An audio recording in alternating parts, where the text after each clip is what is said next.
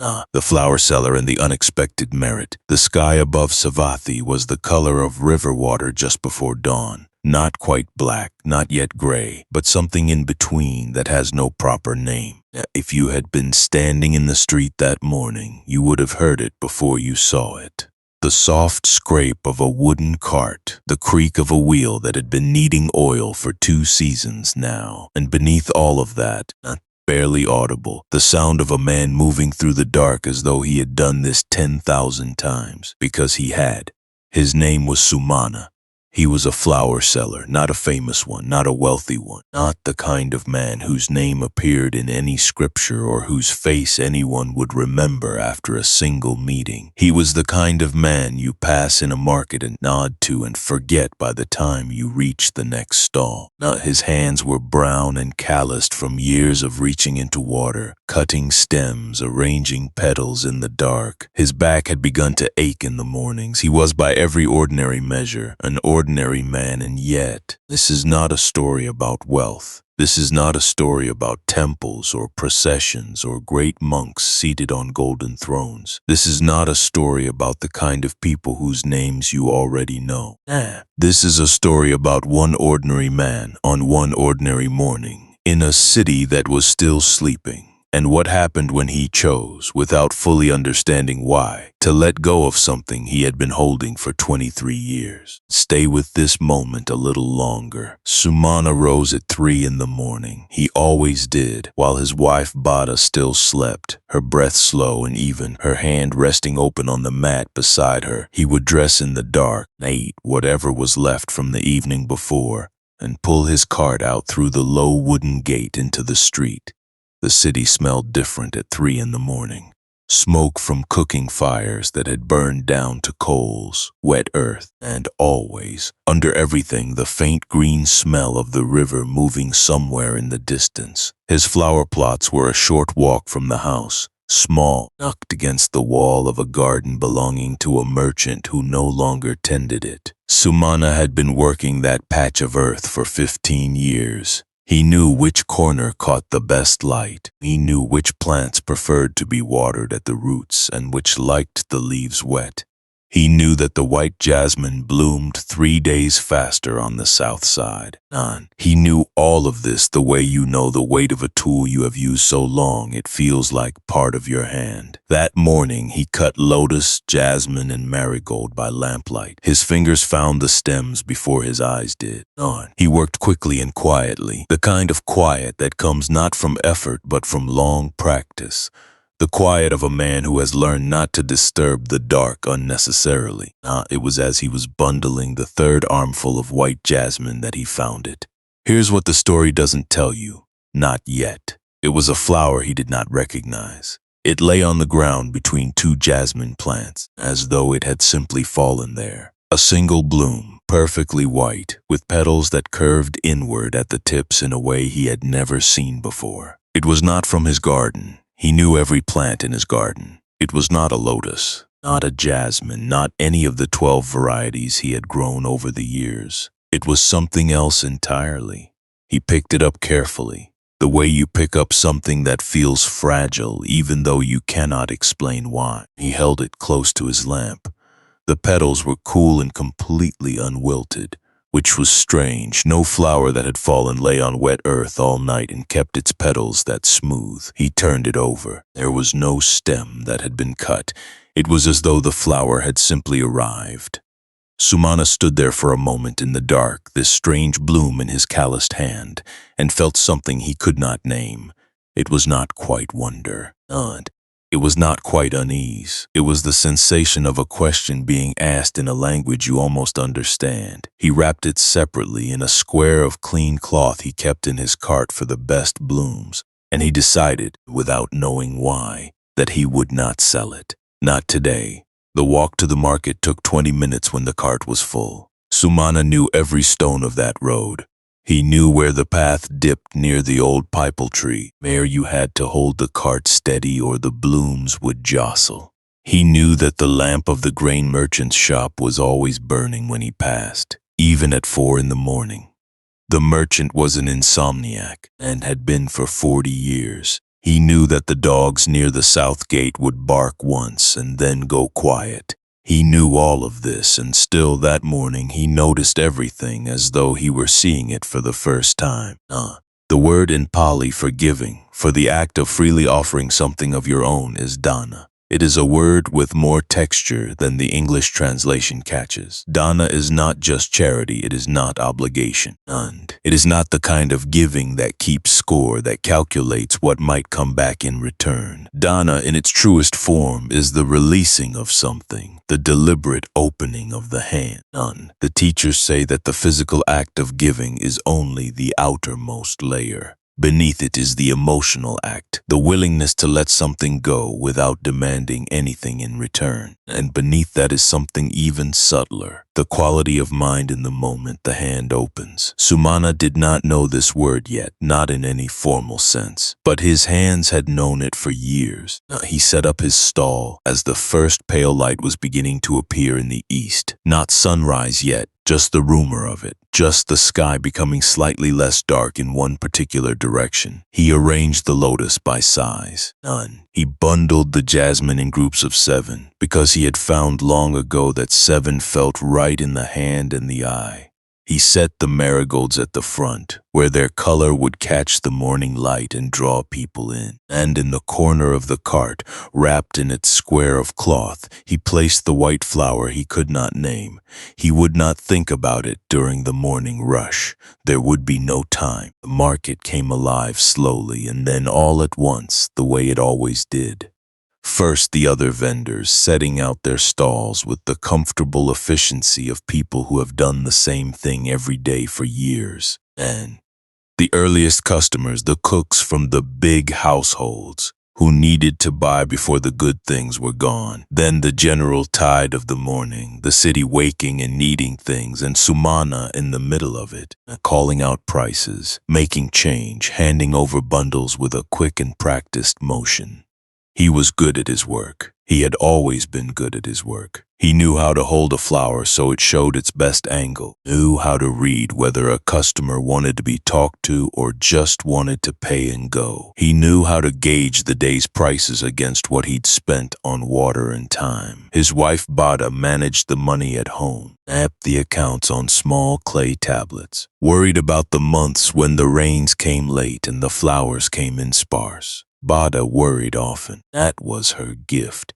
She worried so thoroughly and carefully that half the things that might have gone wrong simply didn't, because she had foreseen them and prepared. Sumana relied on this. He was not much of a worrier himself.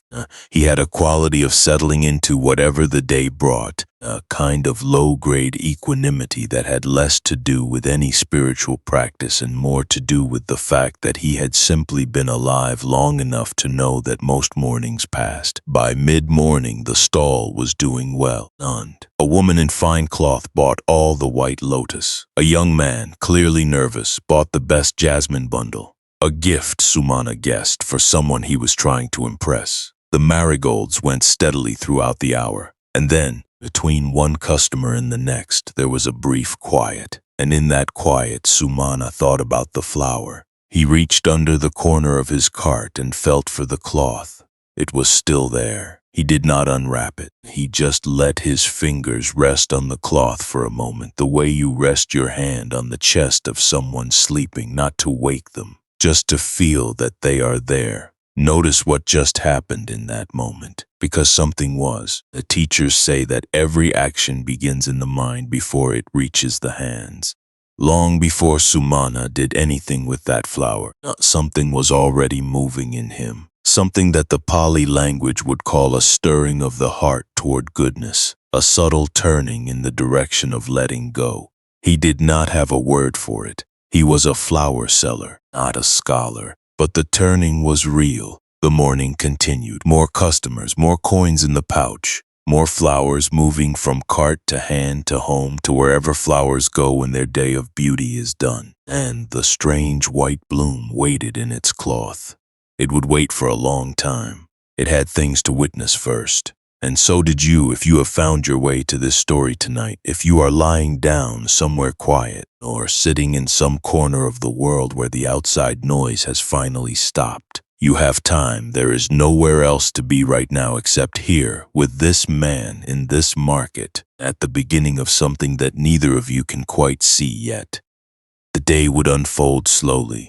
There was much to come, but for now, the sky above Savatthi had finished, turning from gray to gold. The river somewhere in the distance moved on without noticing, and Sumana, ordinary Sumana, with his calloused hands and his aching back and his cart full of the morning's last flowers. Sumana was already in the middle of the most extraordinary thing that had ever happened to him. He just didn't know it yet. Nod. And so the night deepens, and so does the understanding. Yesterday morning, Sumana had not yet made his choice, but the choice was already forming. That is how it usually works if you pay attention. And the big moments in a life rarely arrive announced. They begin quietly, underground, like water moving through stone. And by the time you see the crack in the surface, the work has already been done for a long time. Sumana did not know this in any formal way. But the morning after he found the white flower, he woke up already different in some way he could not have described. Bada noticed. She said nothing at first. She had been married to this man for 17 years, and she had learned the difference between the silences that needed filling and the ones that needed leaving alone. She gave him his rice and watched him eat it standing up, which he always did when something was turning over in his mind. She watched him wrap the flower, still in its cloth, still in the corner of the cart, with a carefulness that he usually reserved for the best lotus blooms. She said, finally, that flower again. Yes, he said, are you going to sell it? He thought about this for a moment that was slightly too long to be casual. Not today, he said. Bada pressed her lips together, not in anger. In the particular expression of a woman who has learned that some arguments are not worth the morning, she would return to this. Later, she always did, and then quietly, something shifts. The market that day brought Mahapala. Mahapala was what the merchants in the city called a good customer, which meant he was predictable, which meant he was reliable, which meant he spent money without demanding too much conversation. He was a Chongza. A man of means, a householder whose house was larger than most, whose servants wore better cloth than Sumana's best tunic. He bought flowers every week without fail for the altar in his receiving room, for the table where he met with business partners, and occasionally for reasons he did not explain. He arrived at Sumana's stall mid-morning, the way he always did, with the slightly distracted air of a man who has many things to attend to and has learned to do each one efficiently. Lotus, he said, the large ones, and jasmine, the double-petaled if you have them. Sumana had them, and he bundled them with the quick competence of long practice, and as he was tying the knot, Mahapala said, almost as an afterthought, I heard there's a monk who collects for the vihara on this road. Ask me to buy hoa kung, flowers for offering. I told him I buy flowers for my house, not for temples. He said it without particular feeling, the way a man states a simple fact about himself. He was not boasting. He was not ashamed. He simply separated these two categories, flowers for his house, flowers for temples, with the same ease with which he would separate his business accounts from his household accounts. They were different columns. Sumana handed over the bundle, took the coins, said nothing, but he heard it. There's a detail here most people walk right past, because that evening, walking home with his empty cart, and Sumana passed Deepa's house. Deepa was not the kind of neighbor you'd write a story about. She was old. She had been old for as long as Sumana could remember, which meant she had been very old indeed for a very long time.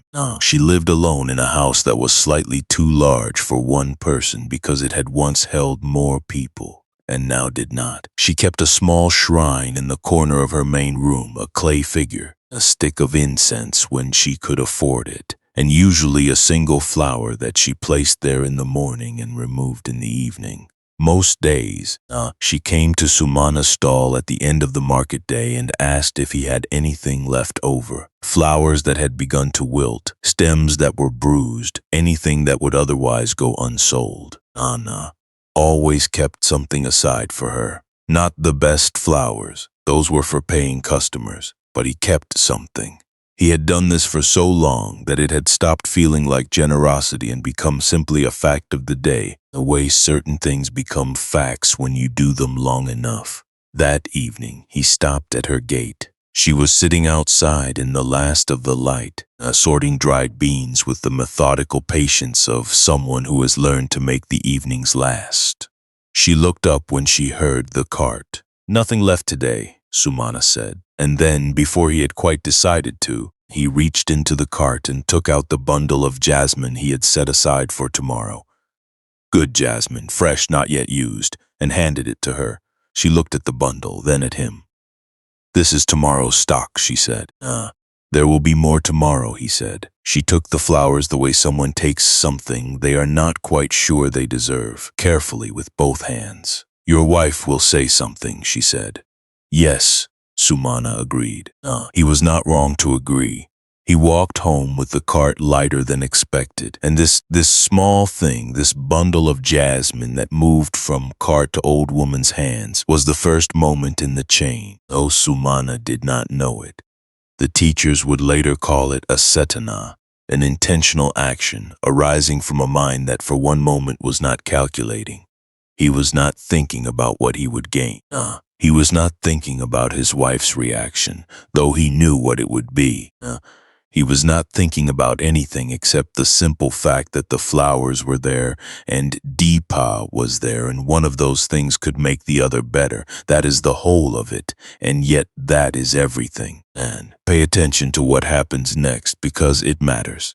The word punya, which the translations give you as merit or good karma, or sometimes just goodness, is one of those words that carries more weight than its translation suggests. In the teaching as the early texts give it, punya is not a reward system.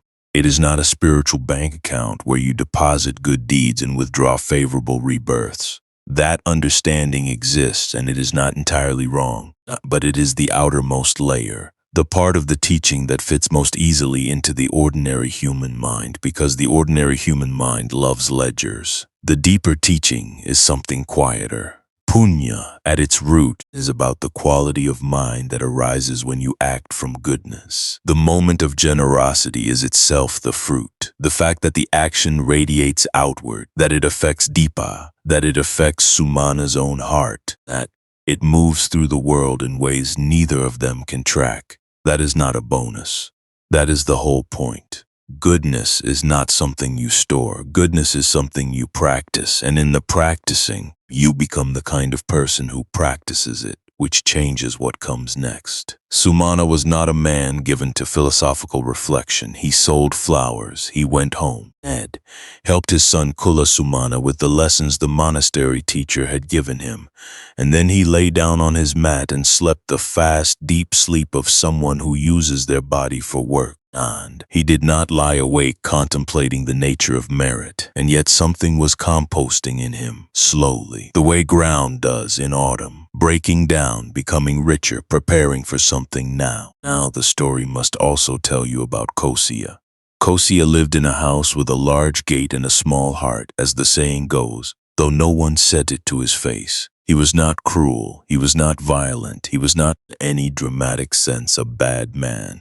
He was simply the kind of man who has been afraid of losing things for so long that the fear has become a way of life, has furnished all the rooms of his personality, so that every decision he makes, every morning he rises, and every evening he goes to bed, the fear is there, quiet, background, constant. He had money, more money than most in that part of the city, and because he had it, he was perpetually anxious about not having it, which is a peculiarity of money that most people discover eventually. More of it does not mean less fear of losing it.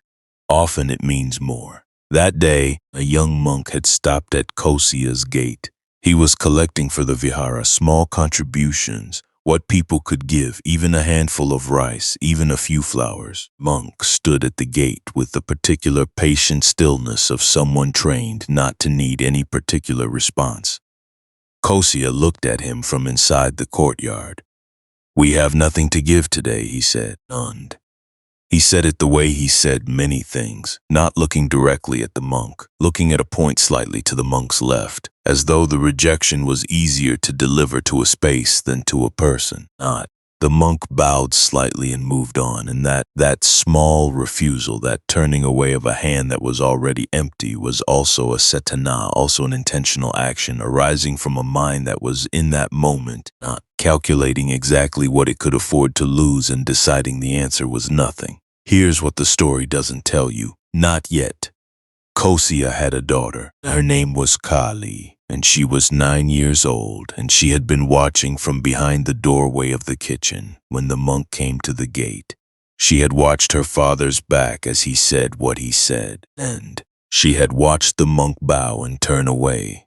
She had stood there for a long time after in the kitchen doorway, with flour on her hands from helping with the flatbread, and felt something in her chest that she did not have a word for. It felt like a debt.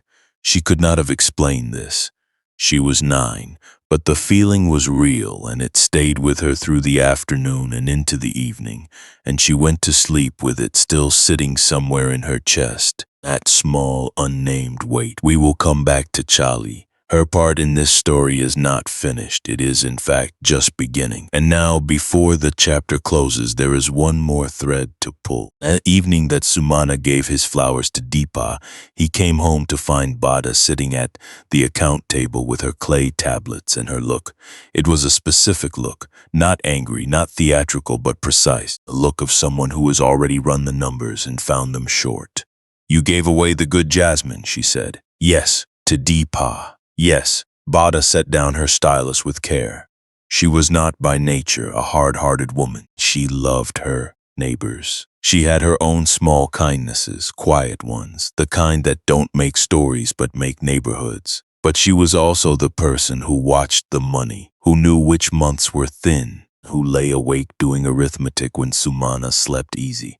"We are not wealthy," she said. It was not an accusation, it was a statement. "No," he agreed. "The flowers we give away are the flowers we do not sell." "Yes." On. She looked at him for a long moment. He looked back at her with the steady calm of a man who knows he is not entirely in the right, and yet cannot quite bring himself to be entirely wrong either. "There is a teaching." She said finally, and this surprised him, because Bada was not in the habit of quoting teachings about a hand that is always closed. "Do you know it?" He did not. "A closed hand," she said, "cannot receive anything." She picked up her stylus again. "I am not saying give everything away. I am saying know what you are doing and why. Don't give from habit. Give from knowing." This was the wisest thing Bada had said in some time. Sumana recognized this. He did not say so, because 17 years of marriage had also taught him which recognitions to voice and which to carry quietly. He lay down that night with two things, a white flower still in its cloth on the corner of the cart outside, and his wife's words still turning in his mind. A closed hand cannot receive anything. He would think about this for a long time. If this story is finding you tonight at the end of a long day, then rest now. You don't need to figure anything out tonight. The questions can wait until morning. The flowers are still fresh. The story is still going. Stay with it. The morning Sumana made his decision, the sky was still dark. Not the deep dark of midnight. That darkness has a settled quality, a finality to it, as though the world has accepted the absence of light and made peace with it. This was the thin dark of 4 in the morning, the dark that knows it is losing, that is already fraying at one edge where the horizon is. Mana stood in it with his lamp and his cart, and the particular feeling of someone who has made up their mind about something without quite knowing when the making happened. He had decided to bring the flowers to the vihara, not all of them. He was not reckless. Bada's words from the night before were still with him, sensible and precise as she always was. A closed hand cannot receive, but neither can an open hand hold everything. There was a balance somewhere, and he thought he could feel it, the way you feel the right weight when you are loading a cart. Not too heavy on one side, not too light on the other. He would take one full bundle of lotus, the best ones, the ones he would normally set aside for a wealthy household order, and he would bring them to the vihara at Jetavana, the monastery on the western edge of the city, where the monks rose before dawn for their first sitting, where the courtyard smelled of incense and morning dew, and the slightly sweet smell of many people breathing quietly together. He had passed that gate 100 times, and he had never gone in. And then, quietly, something shifts. He almost didn't take Cāḷī. His son was 12, and 12 is an age that involves a great deal of sleeping. And Sumana was not in the habit of pulling children from their beds before dawn unless there was work involved. But that morning, as he was pulling the cart through the gate, he heard a sound behind him, the soft slap of bare feet on earth, and turned to find Cāḷī standing in the middle of the yard, his hair still sideways from the mat, his eyes half open. "Where are you going?" the boy said. "The vihara." A pause. The boy looked at the cart. He looked at the bundle of lotus, the best ones, wrapped in the good cloth. "Can I come?" he said. On. Sumana looked at his son for a moment. This 12-year-old who would rather sleep than do almost anything, who had never once asked to come to market early, who was standing here in the dark asking to go to a monastery at 4 in the morning. "Get your sandals," Sumana said. Cāḷī got his sandals. They walked together in the dark, the cart between them, neither of them talking much. The city was as quiet as it ever got, which was not completely quiet, because cities are not, even at 4 in the morning. A dog somewhere, a baby crying briefly and then not, and the distant sound of someone else's cart on another road.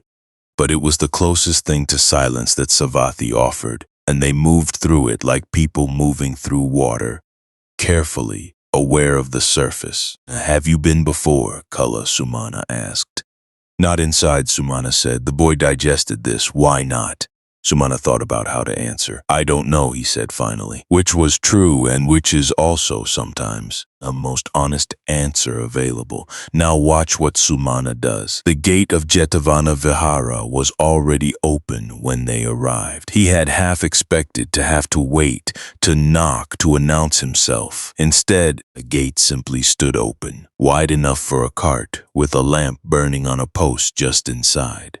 A young novice monk was sweeping the courtyard with the unhurried rhythm of someone for whom sweeping is not a chore but a practice. He looked up when he heard the cart. "I have lotus," Sumana said, "for offering, if you will accept it." The novice set down his broom and placed his hands together in the traditional greeting, a slight bow, a kind that contains more welcome than most speeches. "All offerings are accepted," he said. "Come."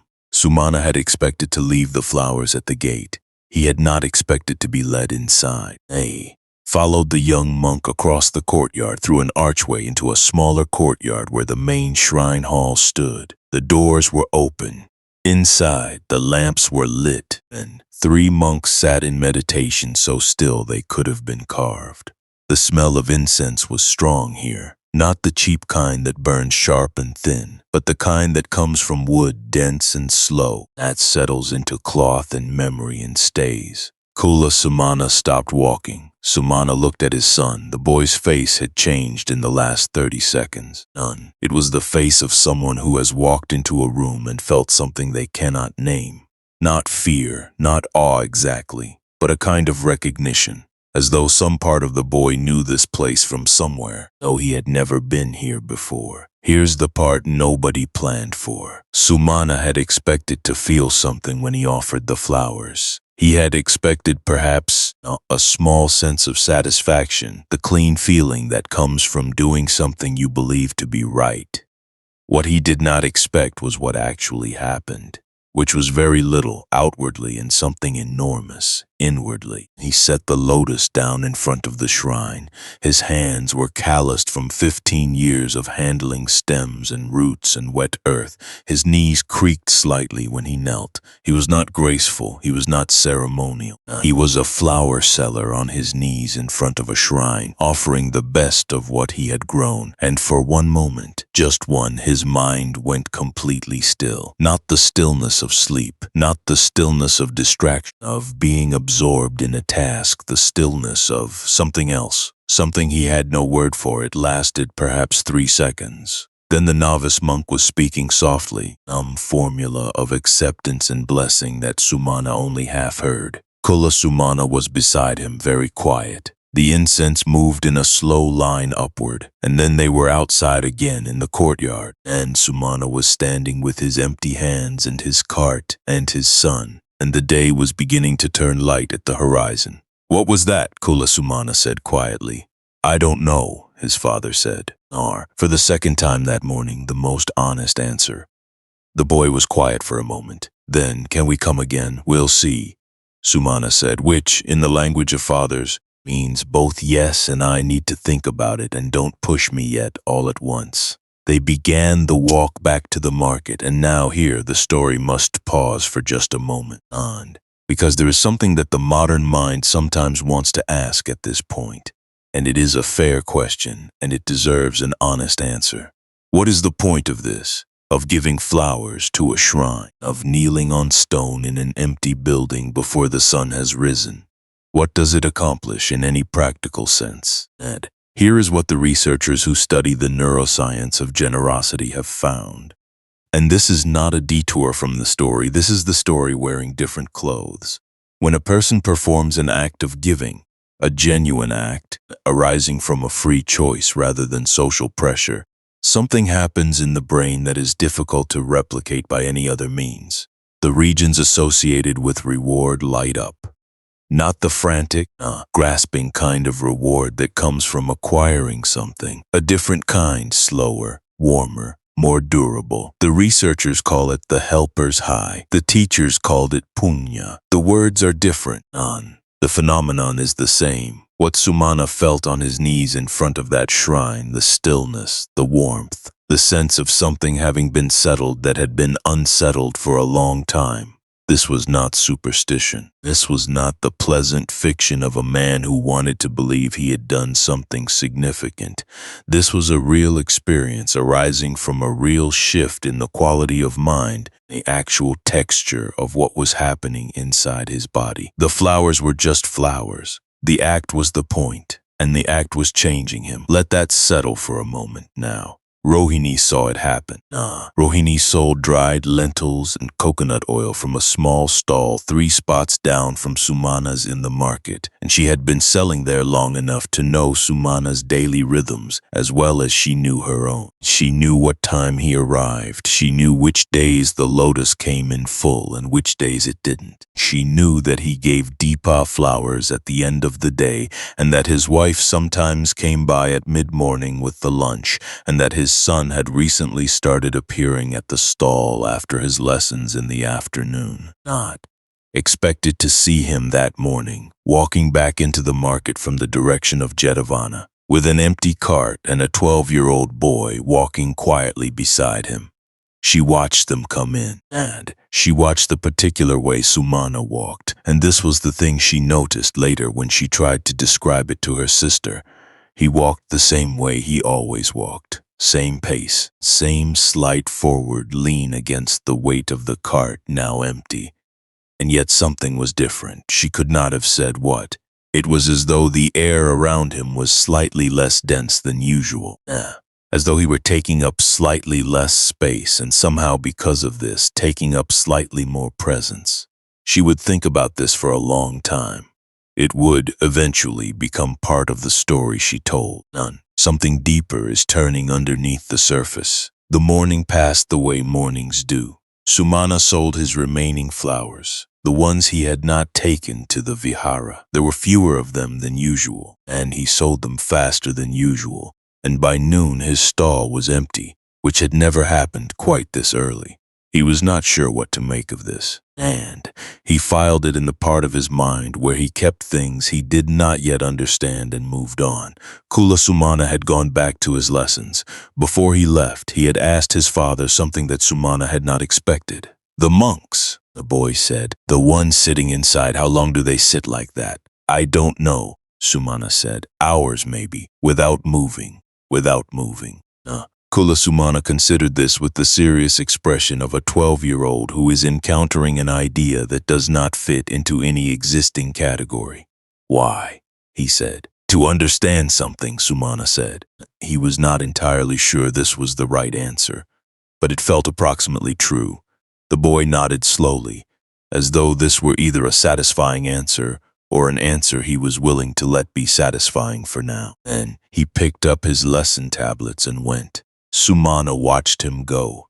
He thought about his own father, who had been a flower seller before him, who had taught him to cut stems at an angle so they drank water better, who had told him once, only once, near the end of his life, that the best thing about working with flowers was that you spent your whole day around things that were already complete. A flower does not need you to make it beautiful. Your job is only to carry it from one place to another without bruising what was already there. Sumana had been doing that for 23 years, carrying things that were already complete, trying not to bruise them. And here's the part nobody told him. That was a kind of practice in itself. The word kamma, which you have likely heard as karma, the Sanskrit version, is one of the most misunderstood words to have moved from one language into another. In the popular understanding, it is a cosmic accounting system. Do good things happen to you? Do bad things find you eventually? And again, this is not entirely wrong, but it is the shell of the teaching, not the core. The Pāḷī teaching, kamma, is specifically intentional action arising from choice, from the will, from that instant of decision in which a being could go one way or another and goes one way. What matters, the early analysis, is not the surface of the action, but what drove it. A man who gives because he fears what will happen if he doesn't give something very different, in terms of kamma, not from a man who gives because he cannot quite manage not to. Saka, truth, honesty, the quality of being real, is woven into this. The action must be true. It must arise from what is actually in the heart, not from performance. And what Sumana had given that morning, the lotus, the hour of sleep lost, the small stillness on his knees, had been true. It had come from somewhere genuine in him, even if he could not have named that place. This was not nothing. In the accounting that the universe keeps, and it does keep one, though not in the way the fearful mind imagines. This was not nothing at all. And there, quietly, without announcement, now without any of the drama that stories usually assign to important moments, the thread of his life turned, almost imperceptibly, in a new direction. Now watch what happens next, because something was watching, not in any supernatural sense, or not only. But Rohini was watching, Kula Sumana was watching, and from wherever 12-year-old boys go when they are officially at their lessons but are still thinking about the monks sitting motionless in the lamplight, Deepa was watching from her house, the way that old people who have lived long enough to see many things watch everything around them, with the particular attention of someone who knows that things which look ordinary often are not. And across the city, a large house with a large gate, a 9-year-old girl named Cāḷī had not forgotten the weight in her chest from the day the monk came to the gate. She was, in her small way, still holding on to it. And as the afternoon light began to shift in the market, Sumana sat on the edge of his cart and ate the bread Bada had sent with Kula Sumana and watched the street. There was a quality to the afternoon light at this hour. Long and golden, specific, the light that makes ordinary things look like they are being paid attention to. The spice merchant's red cloth, the dusty feet of children running, the way the smoke from the food stalls rose straight up in the still air. He watched all of this. He let it be what it was. The white flower was still in its cloth in the corner of the cart. He had not brought it to the vihara. He was not sure why. When he had reached into the cart that morning to take out the lotus for offering, his hand had gone past the cloth without stopping, as though the flower were waiting for something else, as though it were not yet time. He left it there, and somewhere, a great web of intentions and actions and consequences that the teachers call dependent origination, in the network that connects Sumana and Cāḷī and Kosya and Deepa and Rohini and the young monk with his broom and the 3 monks sitting still in the lamplight, something had shifted, not very small, very quiet, the kind of shift you only recognize later, looking back when you can finally see where it began. 3 days after Sumana's offering, the question was still in the air, not just in Sumana's mind. No. Questions of this kind, the real ones, the ones that arise from lived experience rather than from curiosity, have a way of traveling. They move from person to person, the way the smell of rain moves through a dry city, arriving somewhere before anyone can trace where it came from. And so it was that 3 days after one ordinary flower seller knelt on stone in a courtyard before dawn, a question was being asked on the other side of the city by a man who had never met him and never would. The man asking was Ananda. If you have spent any time near the Buddhist teachings, you know this name. Ananda, which means joy, which means bliss, which is perhaps the most quietly ironic name in the history of religious literature, because Ananda spent much of his life in a state of profound loving grief, and which is what happens when you are devoted to someone you know is going to leave. He was the Buddha's personal attendant for the last 25 years of the teacher's life. He remembered everything. Every teaching, every conversation, every question asked and answered in every city and forest and riverbank where the teacher had stopped to speak. Ananda was the memory of the Sangha given human form. He was also a man who asked questions, real questions, the kind that do not let go. That morning, he had been watching the people come and go from the vihara, among them tradespeople, farmers, merchants, the occasional nobleman carried in a palanquin that had to be left at the outer gate. He had watched the offerings arrive, bolts of fine cloth from a silk merchant, a whole cartload of rice from a landowner, lacquered bowls from a craftsman who had spent 3 months making them. And then between these substantial gifts, the smaller ones. A handful of flowers from an old woman, 3 mangoes from a child, a single stick of incense from a man whose sandals were worn through at the heel. Ananda had been watching for a long time. Here's the part nobody told him to ask about, but he asked about it anyway. Teacher, he said, and he found the moment. I have been watching the offerings that come through the gate. I have seen a merchant bring 40 bolts of cloth. I have seen a layman bring a single handful of flowers. And I find myself wondering, where does the greater merit lie? Is it with the one who gives much, or with the one who gives what little they have? The question sat in the air between them. Not. The teacher was quiet for a moment. Not the silence of someone searching for an answer, but the silence of someone deciding which door of a many-doored building to open first. He had answered this question before. He would answer it again. Questions like this do not get asked once. They get asked in every city, by every generation, in every language that has a word for giving and a word for fairness. Ananda, he said at last, let me tell you about the market of the gods, and this is where it gets remarkable. Now, the story the teacher told was not a literal story about an actual market. It was a teaching story, a kind the tradition calls an upaya, a skillful means, a way of wrapping a truth in something the mind can hold. And the figure at the center of it was a goddess the market traders called Cāḷī, not the fearsome deity of later iconography, but an older, quieter figure, a presence said to watch over the places where things were exchanged, where one person's need met another person's ability to fill it. In the story, Cāḷī observed 2 merchants. The first came to the market with a cart piled high with the finest goods, silk, spices, precious stones. He laid them out beautifully. He was generous in his prices, and when he left, his cart was empty and his purse was full, and he felt satisfied with himself as a man reasonably should when he has done his work well. The second merchant came with a single item. 1 pot, clay, ordinary, the kind you could buy for almost nothing at any stall. But this pot he had made himself with his own hands over many weeks, and he had poured into the making of it everything he knew about clay and fire and form. It was in its ordinary way perfect. He set it on the ground in front of him and waited. Someone bought it. He went home. Cāḷī, watching, turned her attention not to the size of the exchange, but to the quality of mind in the moment of exchange.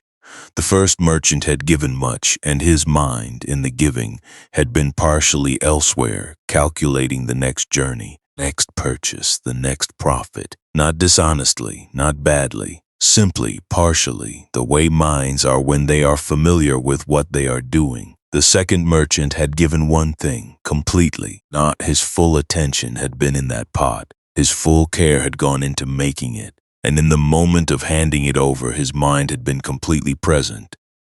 Not calculating, not already somewhere else. Simply here. The greater punya, the teacher told Ananda, does not always travel with the greater amount. It travels with the greater completeness of mind.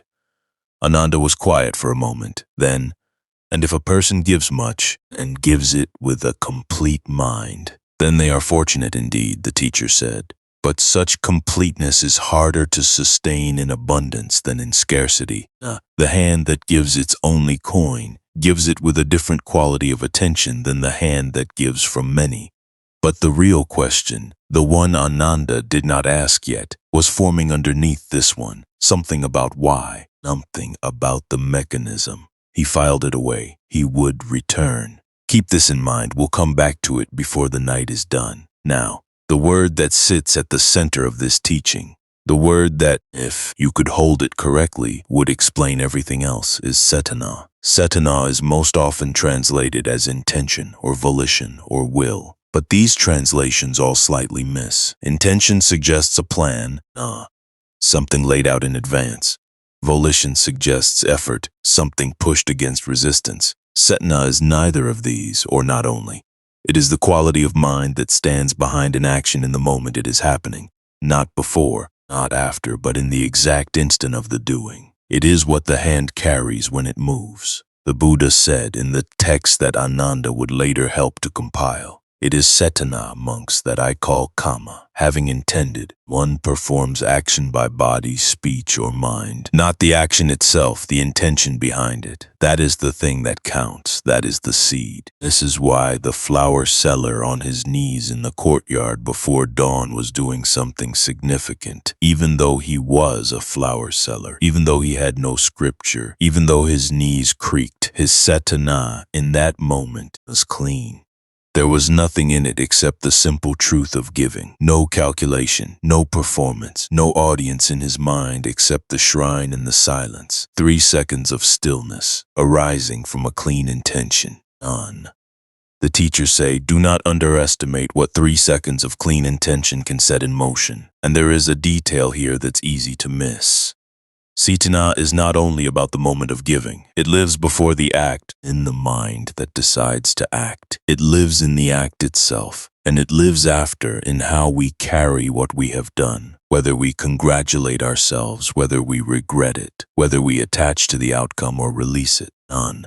The full arc of the cetana is long. Sumana walking home from the vihara with his empty cart and his son beside him, saying, I don't know, I don't know. This was also part of the cetana, the not knowing, the not claiming, letting the morning be what it was without demanding that it prove itself. This was part of the merit. The generosity continued after the flowers were given now. Back in the market, Rohini had been thinking about what she saw.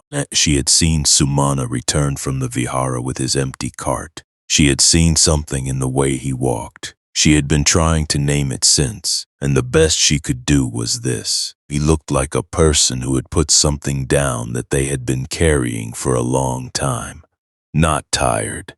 The opposite of tired, the specific lightness of someone who has been relieved of a weight they had stopped noticing was there. And she had her own relationship with the vihara. She went on the full moon days when the market was slow. She made her small offerings, a little oil for the lamps, sometimes flowers bought from Sumana at the end of the day. She did not think of herself as a particularly devout woman. She thought of herself as a woman who sold lentils and coconut oil and tried to live without causing too much harm. But watching Sumana that morning had planted something in her, a question she had not thought to ask before. Not about the vihara exactly, about the quality of what she did when she went there. Was she present? Was she complete? Or was she already in her mind planning the afternoon's accounts before the incense had finished burning? She did not know. Something is about to be understood, though not yet, not in this chapter. The understanding would come in its own time, in the way that understandings do, sideways when you are not looking directly at them. The afternoon that Ananda asked his question of the teacher, and the teacher answered with the story of Cāḷī and her marketplace, the answer moved out from the vihara like water from a dropped stone, and it moved through the monks who heard it and carried it in their minds as they went about their work. It moved into the city in the way that teachings do, not announced, not proclaimed, but absorbed the way dry ground absorbs rain, quietly, without fanfare, going deep. Somewhere in that city, a flower seller was sitting on the edge of his cart watching the afternoon light. Somewhere, a 9-year-old girl was going to sleep with an unnamed weight in her chest. Nowhere, a man named Cāḷī was counting his money for the 3rd time that day, finding the same amount he had found the first 2 times, and feeling the familiar dissatisfaction of a number that is always enough in theory and never enough in practice. And somewhere, in the corner of a market stall, wrapped in a square of clean cloth, a white flower that no one could identify was still waiting. Here's the part nobody plans for. Sometimes the thing that changes a life is not a dramatic event. It is not a visitation, a miracle, a voice from the sky. And it is a question asked in a courtyard by a man who was paying attention. It is a story about a woman watching 2 merchants. It is the slow accumulation of small moments that are each individually ordinary, and that together, over time, become something that cannot be undone. The teachers had a word for this accumulation. They called it bhavana, cultivation, the slow tending of the mind the way a farmer tends soil, not forcing, not demanding, simply returning day after day to the work of making the ground ready. Sumana was not a monk. He was not a scholar. He did not sit for hours in the lamplight, but he had been, without knowing it, cultivating something. Every morning rising in the dark, every flower handled with care, every coin counted honestly, every bunch of wilted blooms set aside for an old woman who would otherwise have nothing for her shrine. 23 years of small, true things. And here is what the story of Cāḷī and the teaching of Cetana and the question Nanda asked, here is what all of it was pointing toward quietly, without saying it directly. The merit was already there, none. It had been accumulating for years the way silt accumulates on a riverbed, invisibly, steadily, layer by layer, changing the shape of the bottom of the river, without anyone standing on the bank being able to see it happen. What was beginning now was not the creation of something new. It was the revealing of something that had been building for a long time. Sumana did not know this. Ananda, for all his prodigious memory, not yet see the whole picture. But the question had been asked, and in the teaching that is always where it begins. Not with the answer, with the asking, and so the night deepens, and so does the understanding. And Cāḷī's house was the largest on the street behind the market. This was not an accident. Cāḷī had chosen it deliberately, the way he chose most things, with calculation, with an eye toward what the choice would say about him, and with a second eye, quieter and more vigilant, toward what it would cost. The house had taken him 11 years to afford. During those 11 years he had eaten less than he wanted, worn clothes longer than was comfortable, and said no to every request, from family, from neighbors, from the occasional monk who appeared at his gate, with the practiced ease of a man who is made not giving into a kind of discipline. He was not proud of this. He was also not ashamed. He simply was what he was, the way a stone is what it is. Dense, self-contained, difficult to move. His wife had died 6 years ago. He did not speak of this. His daughter Cāḷī lived with him and was, every way that mattered, the opposite of him. Open-faced, quick to laugh, the kind of child who picked up insects from the ground and moved them somewhere safer before she could think about whether to. Cāḷī watched her with a mixture of love and bewilderment that he did not know how to name. She was his, unmistakably, same eyes, same mouth, and yet she seemed to have arrived in his house from some other country entirely, some place where people moved through the world without calculating what everything cost. He did not understand her. He loved her completely. And this is the part that changes everything. The morning after the monk came to the gate, the morning after Cāḷī had stood in the kitchen doorway with flour on her hands and felt that unnamed weight in her chest, she woke up early, earlier than usual, earlier than her father, which almost never happened. She lay on her mat in the thin gray light and thought about the monk's face. She had not seen it clearly. He had been too far away, beyond the gate, and she had only been watching from the kitchen doorway.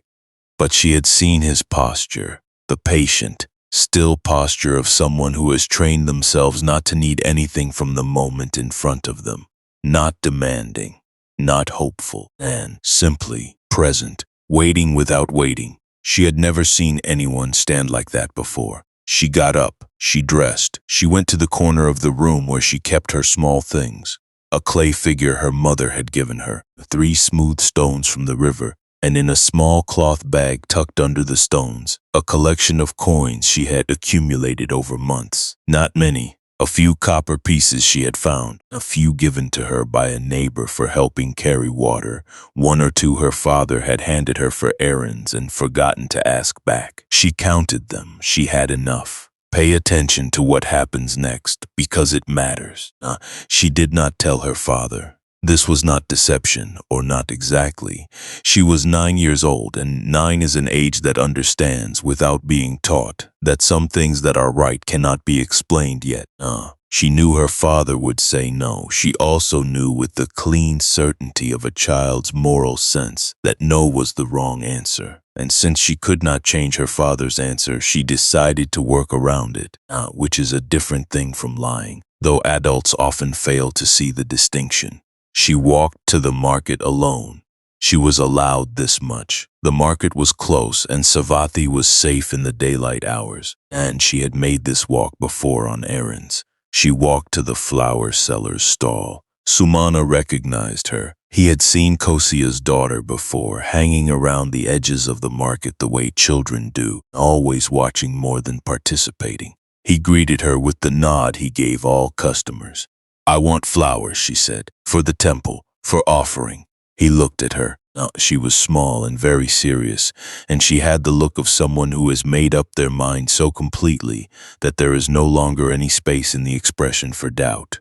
"How much do you have?" he said. "None." She showed him the coins in her palm. He looked at the coins. He looked at her.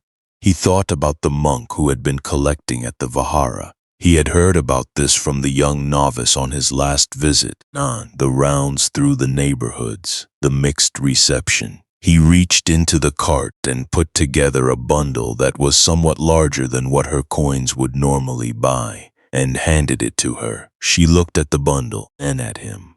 "This is too much," she said. "The price is different in the morning," he said, "before the rush." She considered this with the gravity of a 9-year-old who is not sure if she is being told a fact or a kindness, and decided she could accept it either way. She placed her coins on the edge of the cart with both hands, the way she had seen adults make offerings, deliberately with both hands, not just dropped. Then she took the flowers and walked toward Jetavana, and here is where the story opens up, because the question that Ananda had asked and the teacher had answered, the question about where the greater merit lies, was, at this moment, being answered not in a courtyard by learned men, but in a street by a 9-year-old girl with flower-dusted cloth and a small collection of found coins. The Pali word Mettā is most often translated as loving kindness, but this translation is almost too gentle, too soft for what the word actually contains. Mettā is an active force. It is not the passive warmth of affection. It is the deliberate extending of goodwill, a wish made real in the body, that another being be well, be happy, be free from suffering. The monks learned to practice it as a meditation, beginning with oneself, moving outward to loved ones, then to neutral persons, then to difficult persons, then to all beings without exception. A widening circle, a warmth trained until it has no edges. Cāḷī had never heard this word. She did not know she was practicing it. But as she walked through the morning market with her bundle of flowers held carefully in both arms, she was extending something, something undirected, general, warm, toward the monk she had seen at the gate, toward her father who she loved despite everything, toward her mother who was gone, toward the flower seller who had given her more than she paid for, toward the old woman she passed on the street who smiled at her without knowing why she was carrying flowers, Mettā, without the name, without the practice, just itself. She arrived at the gate of Jetavana. The same young novice who had met Sumana was sweeping the same courtyard. He looked up. He saw a small girl with a bundle of flowers held carefully in both arms, her face wearing the expression of someone completing an important task.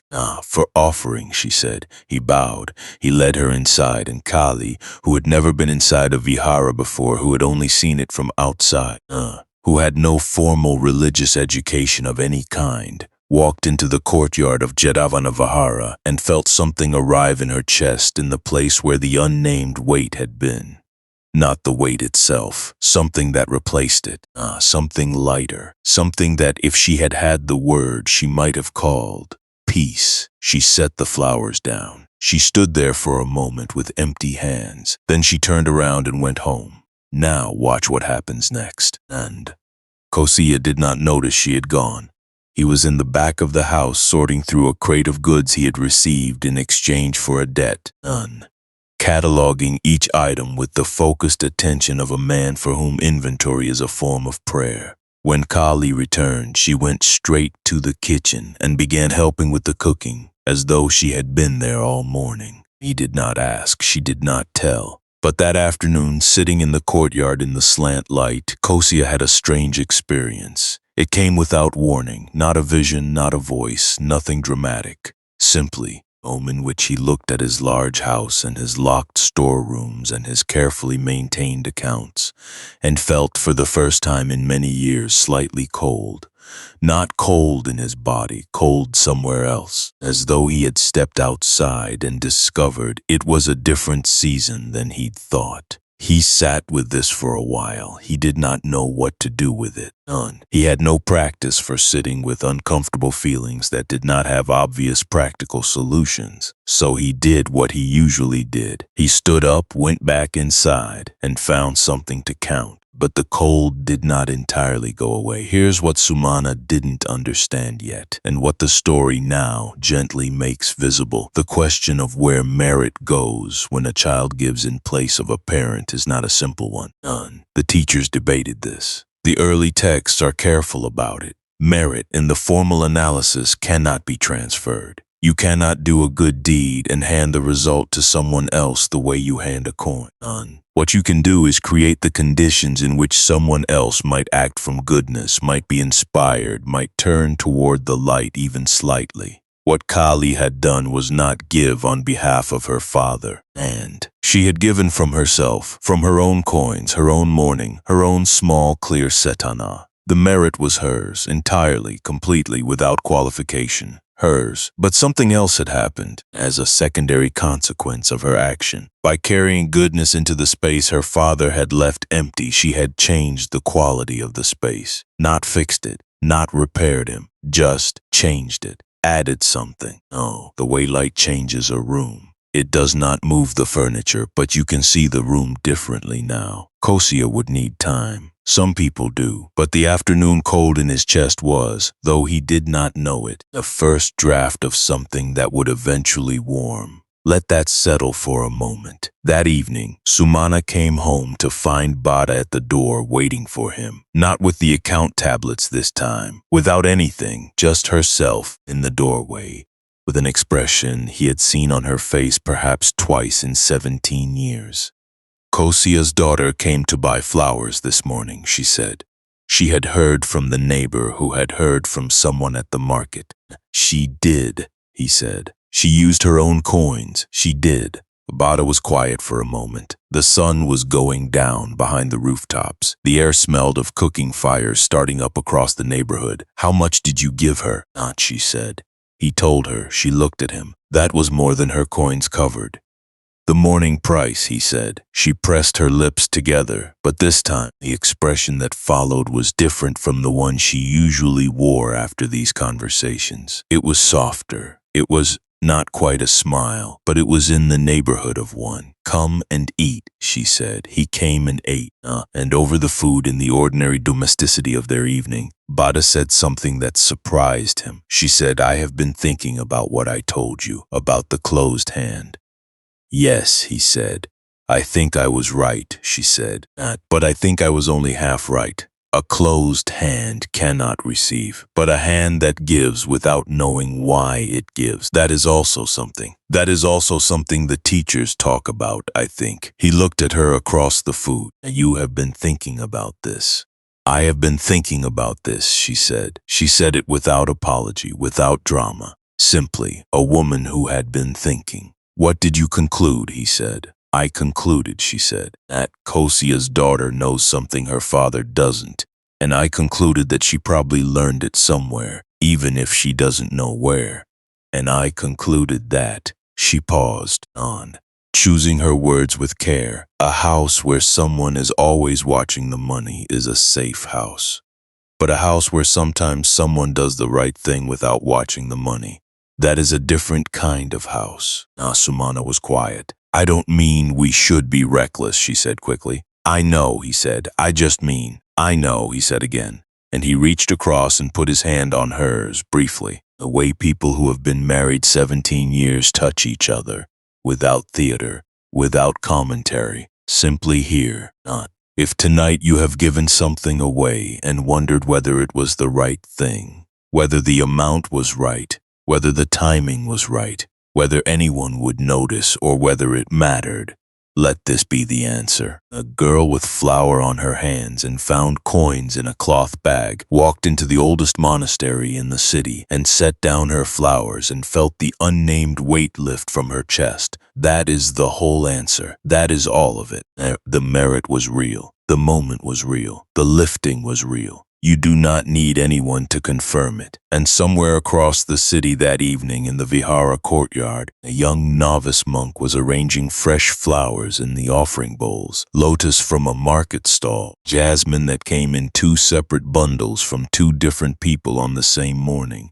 And he did not know the stories behind them and did not need to. He simply arranged them. He let them be what they were, beautiful, briefly, a lamplight. Sumana had been selling flowers for 23 years. He did not often think about this number. It was simply the length of something, the way a road has a length, the way a river has a length, not without the length itself being the important thing. What mattered was what happened along it. But that evening, after Bada's words and the story of Cāḷī's morning, he found himself sitting outside in the cooling dark and thinking about the beginning. The very beginning, he had the first morning. His father's name was Nanda, a quiet man, a kind of quiet that comes not from having nothing to say but from having learned over a long life that most of what gets said is unnecessary. He had sold flowers in this same market for 31 years before Sumana stood beside him and began to learn. 31 years of pre-dawn mornings, of wet hands and aching backs, of learning which weather ruined the lotus and which wind brought the jasmine early. 31 years of watching the city wake up from the inside of a market stall. He had taught Sumana everything, not in lectures. Nanda was not a lecture giver. He taught by doing things in front of his son and waiting for the son to watch. Cut the stem at an angle so the water enters easier. Bundle by feel, not by counting. Your hands will learn the right weight. Never sell a flower you would be ashamed to give. That last one he said once, and only once, the way he said the most important things, as though saying it more than once would wear it out. Never sell a flower you would be ashamed to give.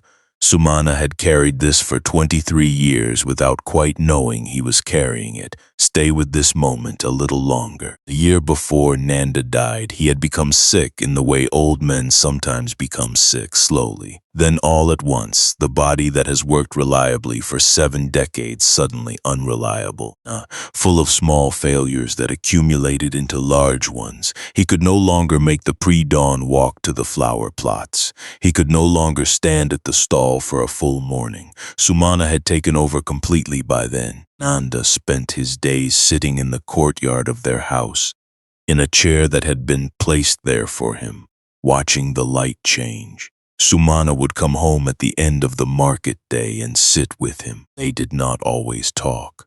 Often they just sat, the son with the day's tiredness in his shoulders, the father with the afternoon warmth in his face, both of them watching the same light. And it was in these silences that Sumana learned something else his father had never put into words, that there is a way of being present with a person that costs you nothing and gives them everything. Just being there. Just the fact of being there, not fixing anything, not performing care, simply present in the same space, breathing the same air. Nanda died on a morning in the rainy season. Sumana found him in his chair, which was where he had been sitting when Sumana left for the market that morning. He had simply stopped. Between one moment and the next, between one breath and the next, he had put down the long project of being alive. Nana stood there for a long time before he did anything else. And then, quietly, something shifts. The word anicca, impermanence, a quality of not lasting that belongs to everything that exists, is the first of what the teaching calls the three characteristics of conditioned existence. Everything that arises, passes, everything that is born, dies, and everything that comes together comes apart. The teachers say this so often that it risks becoming a cliché, one of those truths that everyone agrees to and nobody actually feels. Yes, impermanence, we know, we've heard, but there is a difference between knowing anicca and meeting it. Meeting it is what happens when you stand in a courtyard on a rainy morning and find that the person who taught you everything you know about cutting flower stems and about presents and about never selling a flower you would be ashamed to give is no longer there. And you understand for the first time that not there is the permanent condition, that this is how it ends, that you yourself will end this way. Not dramatically, not with warning, but simply between one moment and the next. Sumana had met anicca at 28. He had lived with it since. It had made him quieter, not sad, not chronically, not debilitatingly, but quieter, more inclined to let things be what they were, less interested in arguments, more likely to sit in the dark and listen to the sound of the city settling down for the night. Bada had married this man she had known from the beginning that this quality in him was not nothing, that a man who has made his peace with impermanence is a man who will not spend his life grasping at things that cannot be held. This was not always comfortable to live with, but it was. She had come to understand one of the true things about him, one of the things that would not change. Now watch what happens next. It was on a morning 3 days after Cāḷī's visit to the vihara that Upali appeared. Upali was not a man you expected to appear. He was simply, suddenly there. He had always been like this, even when they were young men together, before either of them had any gray at their temples or any stiffness in their mornings. He would simply be somewhere he hadn't been before, with the cheerful, unapologetic presence of a person who does not feel the need to announce himself. He had been a barber, the son of a barber, and his son would have been a barber if he had had a son, which he had not, because 12 years ago he had given his barber's tools to his younger brother and walked to the vihara and asked to be ordained, which had caused exactly the kind of uproar you would expect, and which had settled over time into the quieter state of a thing that was done and could not be undone and had turned out on balance to be good. He found Sumana at the stall in the mid-morning quiet. "You look different," he said, by way of greeting. "You look the same," Sumana said, by way of response. It was not quite true. Upali had the particular look of someone who has been meditating seriously for a long time. A kind of settled luminosity in the face that was quite different from the young man who had shaved the heads of merchants and nobles and argued about dice games. But it was the kind of not true thing that old friends say to each other, and they both accepted it. Upali sat on the edge of the cart the way he had always sat on things, completely without reservation, as though every surface were designed for sitting. "I heard you have been going to Jadavana," he said. "Once," Sumana said. "I went once." "And?" Sumana was quiet for a moment. "And I want to go again," he said. Upali nodded, as though this were the most natural thing in the world, which from where he was sitting it was. "You should," he said. "You have been ready for a long time, you just didn't know it." "Ready for what?" Sumana said. Upali smiled. It was the smile of someone who knows something and also knows that telling it directly would ruin it. "For what happens when you stop carrying what you think you owe," he said, "and start giving what you actually have." Here's the part nobody plans for, because then Upali told him about Sujata, not as a formal teaching. He was not yet Sumana's teacher, was not trying to be. He told it the way old friends tell stories, sitting on the edge of a cart, the middle of a market day, with the ordinary noise of commerce going on around them and neither of them paying it much attention. Sujata, he said, was a woman who lived near the town of Uruvela, near the banks of the Niranjara River in the time before the Buddha was the Buddha. She was the daughter of a landowner, comfortable, not wealthy, a kind of family where the meals were reliable and the clothes were adequate and no one went to sleep hungry, but no one ate anything particularly fine either. She had made a vow. If she had a healthy son, she would make an offering to the tree spirit of the great banyan tree near her family's land, the kind of vow people make when they want something badly enough to bargain for it. And she had her son, healthy, strong, the answer to the prayer. She spent days preparing the offering, not because anyone asked her to, not because the vow specified how elaborate the preparation had to be, but because when you have received something you did not know how to ask for properly, you want to give back something that feels equal to it, even if nothing can be quite equal. She gathered milk from 100 cows, used it to feed 50 cows, used their milk to feed 25, down and down until she had, in the end, milk of extraordinary purity and sweetness. She made it into a kheer, a dish of milk and rice, in a golden bowl, and she went to the tree, and the man she found sitting under the tree, thin, exhausted, just risen from 6 years of severe asceticism that had nearly killed him, his body barely recovered, his mind in the long aftermath of the severest spiritual effort. She took for the tree spirit itself, because he had about him a quality she could only call luminous, a quality that did not match his condition, that seemed to come from somewhere beyond the thinness of his arms and the hollows under his eyes. She gave him the bowl. He ate, and that meal, that simple meal, offered in genuine devotion to what she believed was a spiritual being, cooked with weeks of preparation and given with the completeness of a woman who felt she owed something real and wanted to pay it honestly. That meal was the first food the future Buddha ate after the long fast, meal that restored him enough to sit one final time under the Bodhi tree. The offering came before the awakening. The generosity made the ground ready for what followed. Khanti, patience, forbearance, the willingness to prepare without knowing what you are preparing for, was what Sujata had practiced without knowing she was practicing it. She had not known who was under the tree. She had given what she had, as well as she could make it, to the best of her understanding of what was needed. And what she had done had become part of one of the most consequential moments in human history, though she would not have known how to say that. The ordinary woman with her bowl of milk rice, standing in the morning light under a banyan tree, the history of the world turning on a golden bowl. Let that settle for a moment. Sumana listened to this story without interrupting. Around them, the mark moved on. The perpetual commerce of a city that does not pause for anything smaller than a flood or a war. A child haggled over mangoes. A dog investigated the space under a cloth merchant's table. The smoke from a food stall moved sideways in the breeze. "Why are you telling me this?" Sumana said when Upali finished. Upali looked at him. "Because you gave your best lotus to the vihara," he said, "and you want to know if it mattered." Sumana was quiet. "It mattered," Upali said. "Not because of what happens next for you. It mattered because of what it was, because it was true, and because you did it from somewhere real in yourself without performing it for anyone." He paused.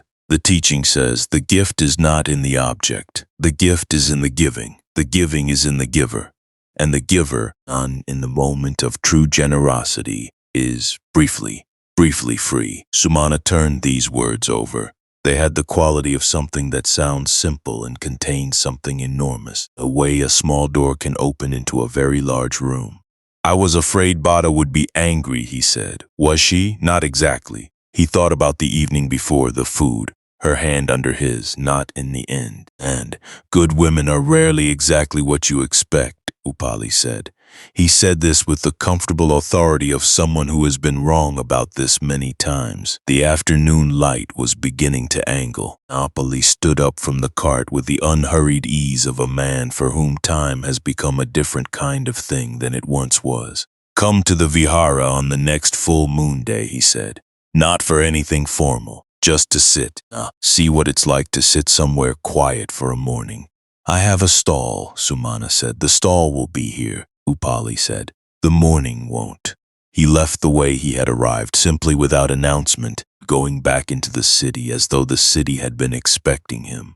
Sumana watched him go. A closed hand cannot receive, a hand that gives without knowing why it gives. That is also something. The morning won't last. 3 things. And 3 voices. Bada, his wife of 17 years. Upali, his old friend who had walked away from barber's tools and found something else. And underneath them both, quieter, his father's voice. Never sell a flower you would be ashamed to give. He reached under the corner of the cart. The cloth was there, the white flower, still wrapped, still waiting, still, somehow, not wilted, which should not have been possible after this many days, and which Sumana had stopped thinking about directly, because some things, when you look at them too directly, change shape. He left it there. He packed up his stall. He loaded the cart. He walked home through the evening city, the light going gold and then amber, and then the particular shade of purple that comes just before dark, the shade that makes everything look like it is saying goodbye to the day. Anika, everything passing, the light, the market, the day, and underneath the passing, something else, something that the passing cannot touch. He could not name it yet, but he could feel it. And so the night deepens, and so does the understanding. 7 days had passed since the morning Sumana brought his flowers to the vihara. 7 days is not a long time, and it is long enough for a bruise to fade, for bread to go stale, for a child to forget a lesson and need it repeated. It is not long enough by most measures for a life to change direction, yet. And this is the thing about direction, about the slow turning of a life.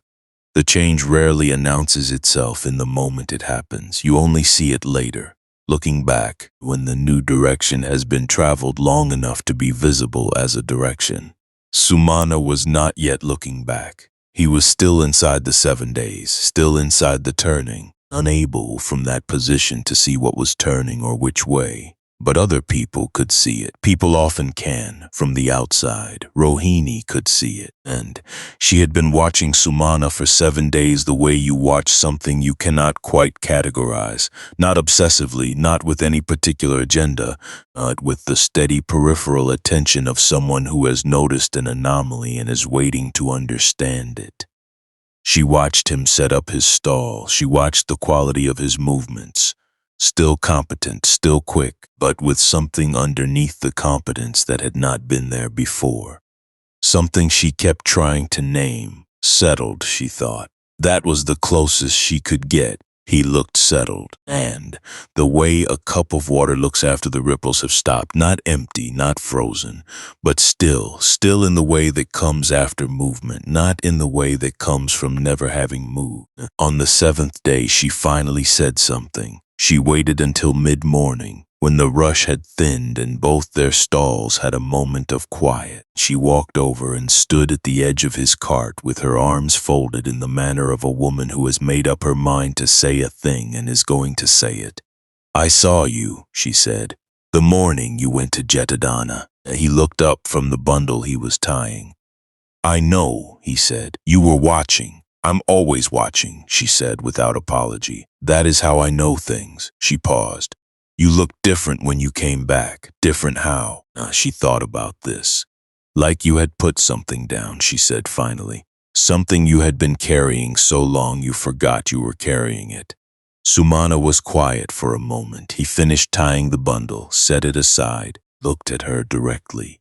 "What did you see?" he said. "When I went in, what did you see from here?" "Light," she said. He waited. "Around the flowers," she said. "When you carried them in, there was light around them. Not like lamplight, not orange, not warm. Something else, something that came from the flowers themselves, or from the carrying of them. Or from," she stopped. "I don't know what it was. I know what I saw." And here's where the story opens up. Rohini was not, by her own description, a particularly spiritual person. She believed in the teachings the way most people in Savatthi believed in the teachings, generally at a comfortable distance, the way you believe in a river's existence without thinking about the river's source. She went to the vihara on full moon days. She made her offerings. She had heard hundreds of teachings delivered by monks passing through the market, and had retained, in the way that market people retain things, the parts that were useful and let the rest pass through. She had never seen light around flowers before. She was telling him this not because she wanted him to explain it. She was not sure it could be explained, but because she had been holding it for 7 days, and 7 days was long enough. It needed to be said to someone, and he was the one it needed to be said to. Sumana did not say, "You must have been mistaken." He did not say, "It was probably a trick of the morning light." He did not say any of the things that a person says when they want to make an anomaly fit into an ordinary category. He said, "I felt something inside when I set the flowers down." "What?" "Still," he said. "I felt still. For a moment. Completely still." Rohini looked at him. "Is that what it feels like?" she said. She did not have a word for what she meant. "I don't know what it feels like in general," he said. "I only know what it felt like that morning." They stood there for a moment in the ordinary noise of the market, the calling of prices, the haggling, the children, the dogs, the smell of spice and river water, and the slightly sweet rot of bruised fruit at the end of the day. "I'm going to go," Rohini said, "to Jetavana on the full moon." "Good," Sumana said. She went back to her lentil stall. He went back to his flowers. And neither of them said anything else about it, because some conversations are complete in themselves. They do not need a conclusion, an agreement, a plan. They simply need to happen, and then they are done. And the thing that needed to pass between two people has passed. And this is where it gets remarkable, because that afternoon, Sariputta came to the market. This was not unusual. Monks came to the market often, not to buy, but to walk among the people, to be present in the ordinary spaces where ordinary people spent their days. The teaching was not only for the vihara, the teaching was everywhere. Or it was nowhere. Sariputta, Zaloifut, the great elder, the one the tradition called the right-hand disciple, the one of whom it was said that his wisdom was second only to the teacher's own. Sariputta walked through markets the way he walked through everything, without hurry, without agenda, with the particular quality of presence that makes people stop what they are doing and look up. Sumana looked up. He had seen Sariputta before, once years ago, at a public teaching. But he had been far back in the crowd and had seen only a distant robed figure. Now the monk was 3 stalls away, moving through the market with the young novice from Jetavana beside him. And Sumana had the sudden, slightly vertiginous feeling of watching something large come into focus. The monk stopped at his stall. "You are the flower seller who made an offering last week," Sariputta said. It was not a question. "Espante," Sumana said. He used the honorific without thinking. It came naturally, the way certain words do when the situation calls for them. "The novice told me," Sariputta said. "He told me about the lotus, and that you came before dawn." He paused. "Sit with me for a moment if you can leave your stall." Sumana looked at Rohini. She was already there, already moving to stand near his cart with the air of someone who has decided without being asked to keep an eye on things. He left the stall. They sat on the low wall at the edge of the market, a monk, a flower seller, the afternoon light going long between them. "Ananda asked the teacher a question last week," Sariputta said, "about where merit lies, about whether the great gift and the small gift are equal." "I heard," Sumana said, "the teaching about the marketplace." "You heard. Word travels," Sumana said. Sariputta almost smiled. Word travels, he agreed. But there is something the teacher did not say in that teaching, or rather, something he said elsewhere which completes it. And I think you are ready to hear it. Pay attention to what happens next. This is not a story about the size of what you give. This is not a story about wealthy donors and their cartloads of silk and their lacquered bowls. This is not a story about accumulating merit the way a merchant accumulates goods. And this is a story about sadhana, about the quality of the intention behind the act, and about what happens to a mind in the moment it acts from genuine goodness. The teaching says, Sariputta continued, that there are 3 moments in every act of giving. The moment before, when the mind brightens at the prospect of giving, when the heart opens in anticipation. The moment of when the hand is extended, when the object passes, when the giver is fully present in the act. And the moment after, when the mind rests in what it has done, without regret, without attachment to outcome, simply settled. He looked at Sumana. In all 3 moments, the mind can be clear or clouded. It can be generous or calculating. It can be present or already somewhere else. And the merit, the punya, the goodness of the act is not only in the act itself. It is distributed across all 3 moments. Sumana thought about this. What if the before moment is clouded, he said. What if you are afraid or uncertain or your wife is unhappy about it? And then you give anyway. And Sariputta nodded slowly. Then the before moment carries what it carries, he said. But if the during moment is clear, if the hand opens fully, if the mind is present in the giving, then the during moment carries its own weight. The cloud before does not cancel the clarity during. Sumana was quiet, and the after moment, Sariputta said, is the one most people miss. Most people, having given, immediately begin to calculate. Did it matter? Will something come back? Did anyone see? The mind reaches for the fruit before the fruit has had time to form, and in that reaching, the after moment is lost. I walked home with an empty cart, Sumana said. I didn't know what I felt. Yes, Sariputta said. That is the after moment done rightly, not knowing, not grasping for confirmation, simply walking home. Let that settle for a moment. The word saddha, faith, trust, the quality of confidence in the teaching, is not a blind faith. The tradition is careful about this. Saddha is not belief without evidence. It is the trust that arises when you have tested something against your own experience and found it true. Not the trust of someone who has been told what to believe, but the trust of someone who has jumped into the water and discovered that it does, in fact, hold you up. Sumana had not been a man of strong religious feeling before that morning at the Vihara.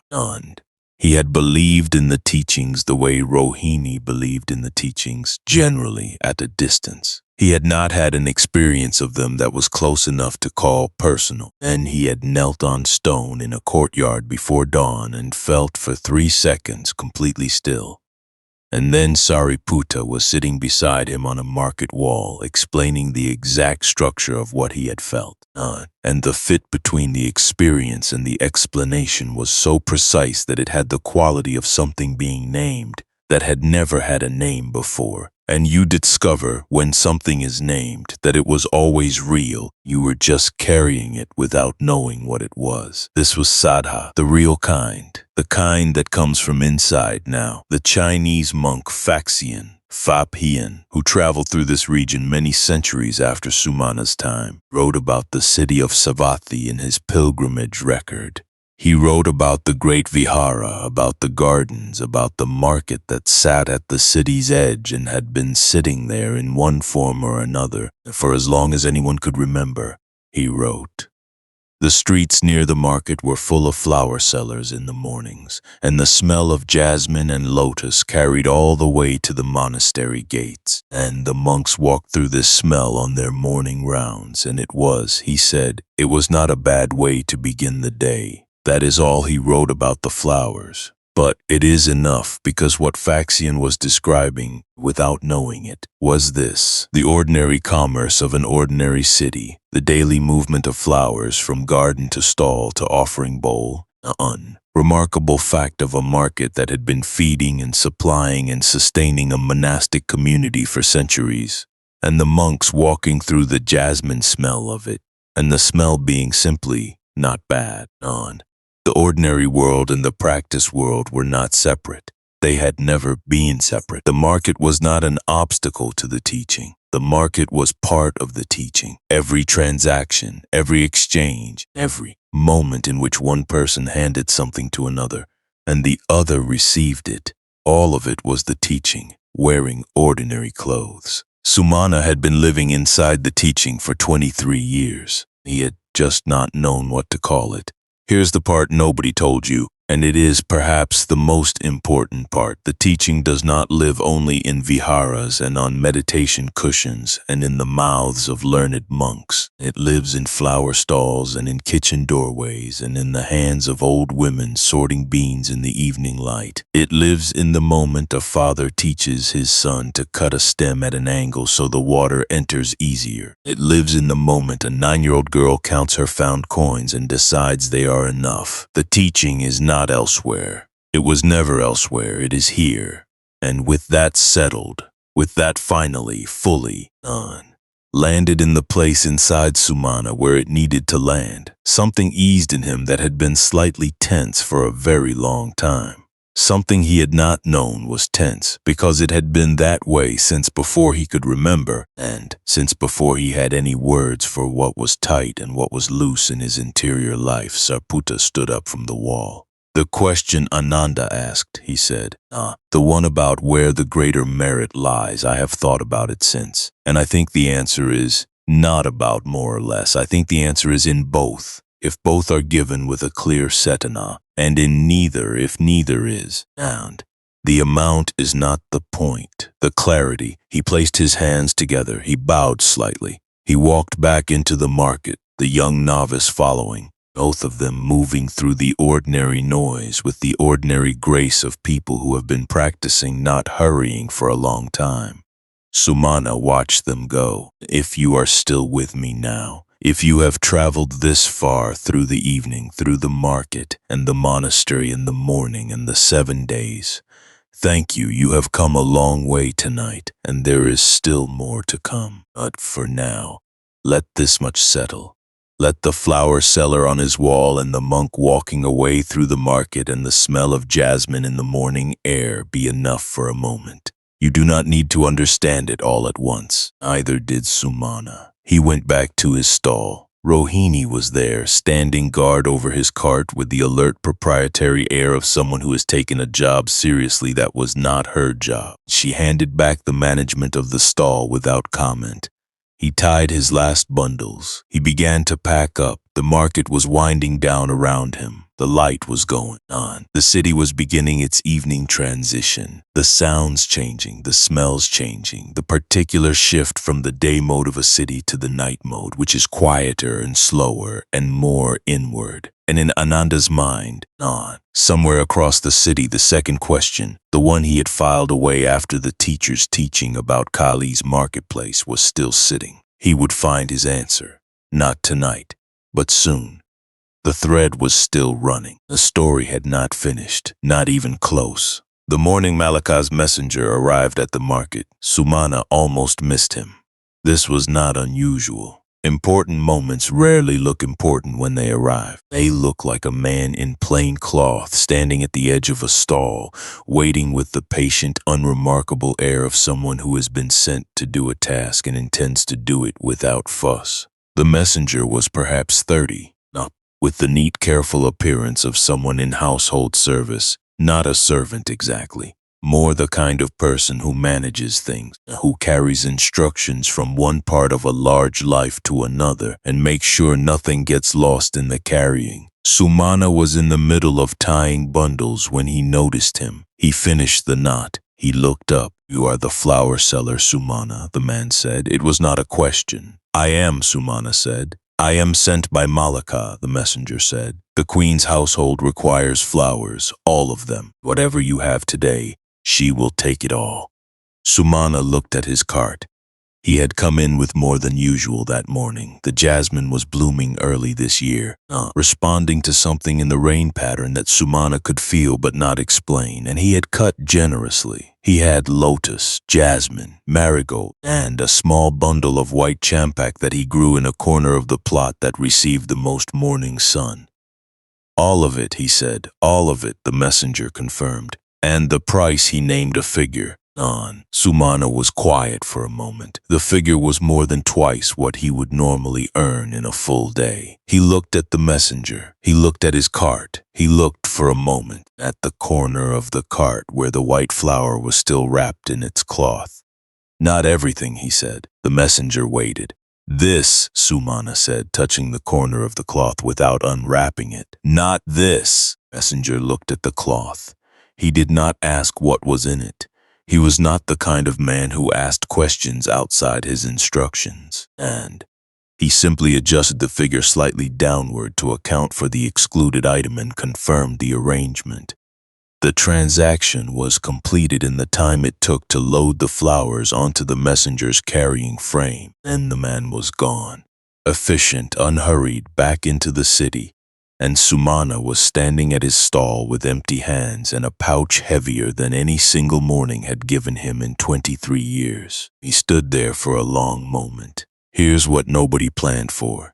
He did not know what to feel. This is the thing about unexpected abundance. It does not always arrive feeling like good news. Sometimes it arrives feeling like a question, a very large question addressed specifically to you, demanding an answer you have not prepared. Why now? Why this much? What does it mean that this morning, of all mornings, the morning after, Sariputta sat beside him on the market wall and talked about Satana and clarity and the 3 moments of giving? This was the morning the queen's household bought everything. He could have called it coincidence. 9. He was not the kind of man who reached easily for mystical explanations, but he was also not the kind of man who ignored things that arrived at significant moments wearing the face of the ordinary. He sat on the edge of his empty cart. Around him the market continued. It did not notice his unusual stillness. Markets do not notice stillness. Markets are constitutionally opposed to stillness.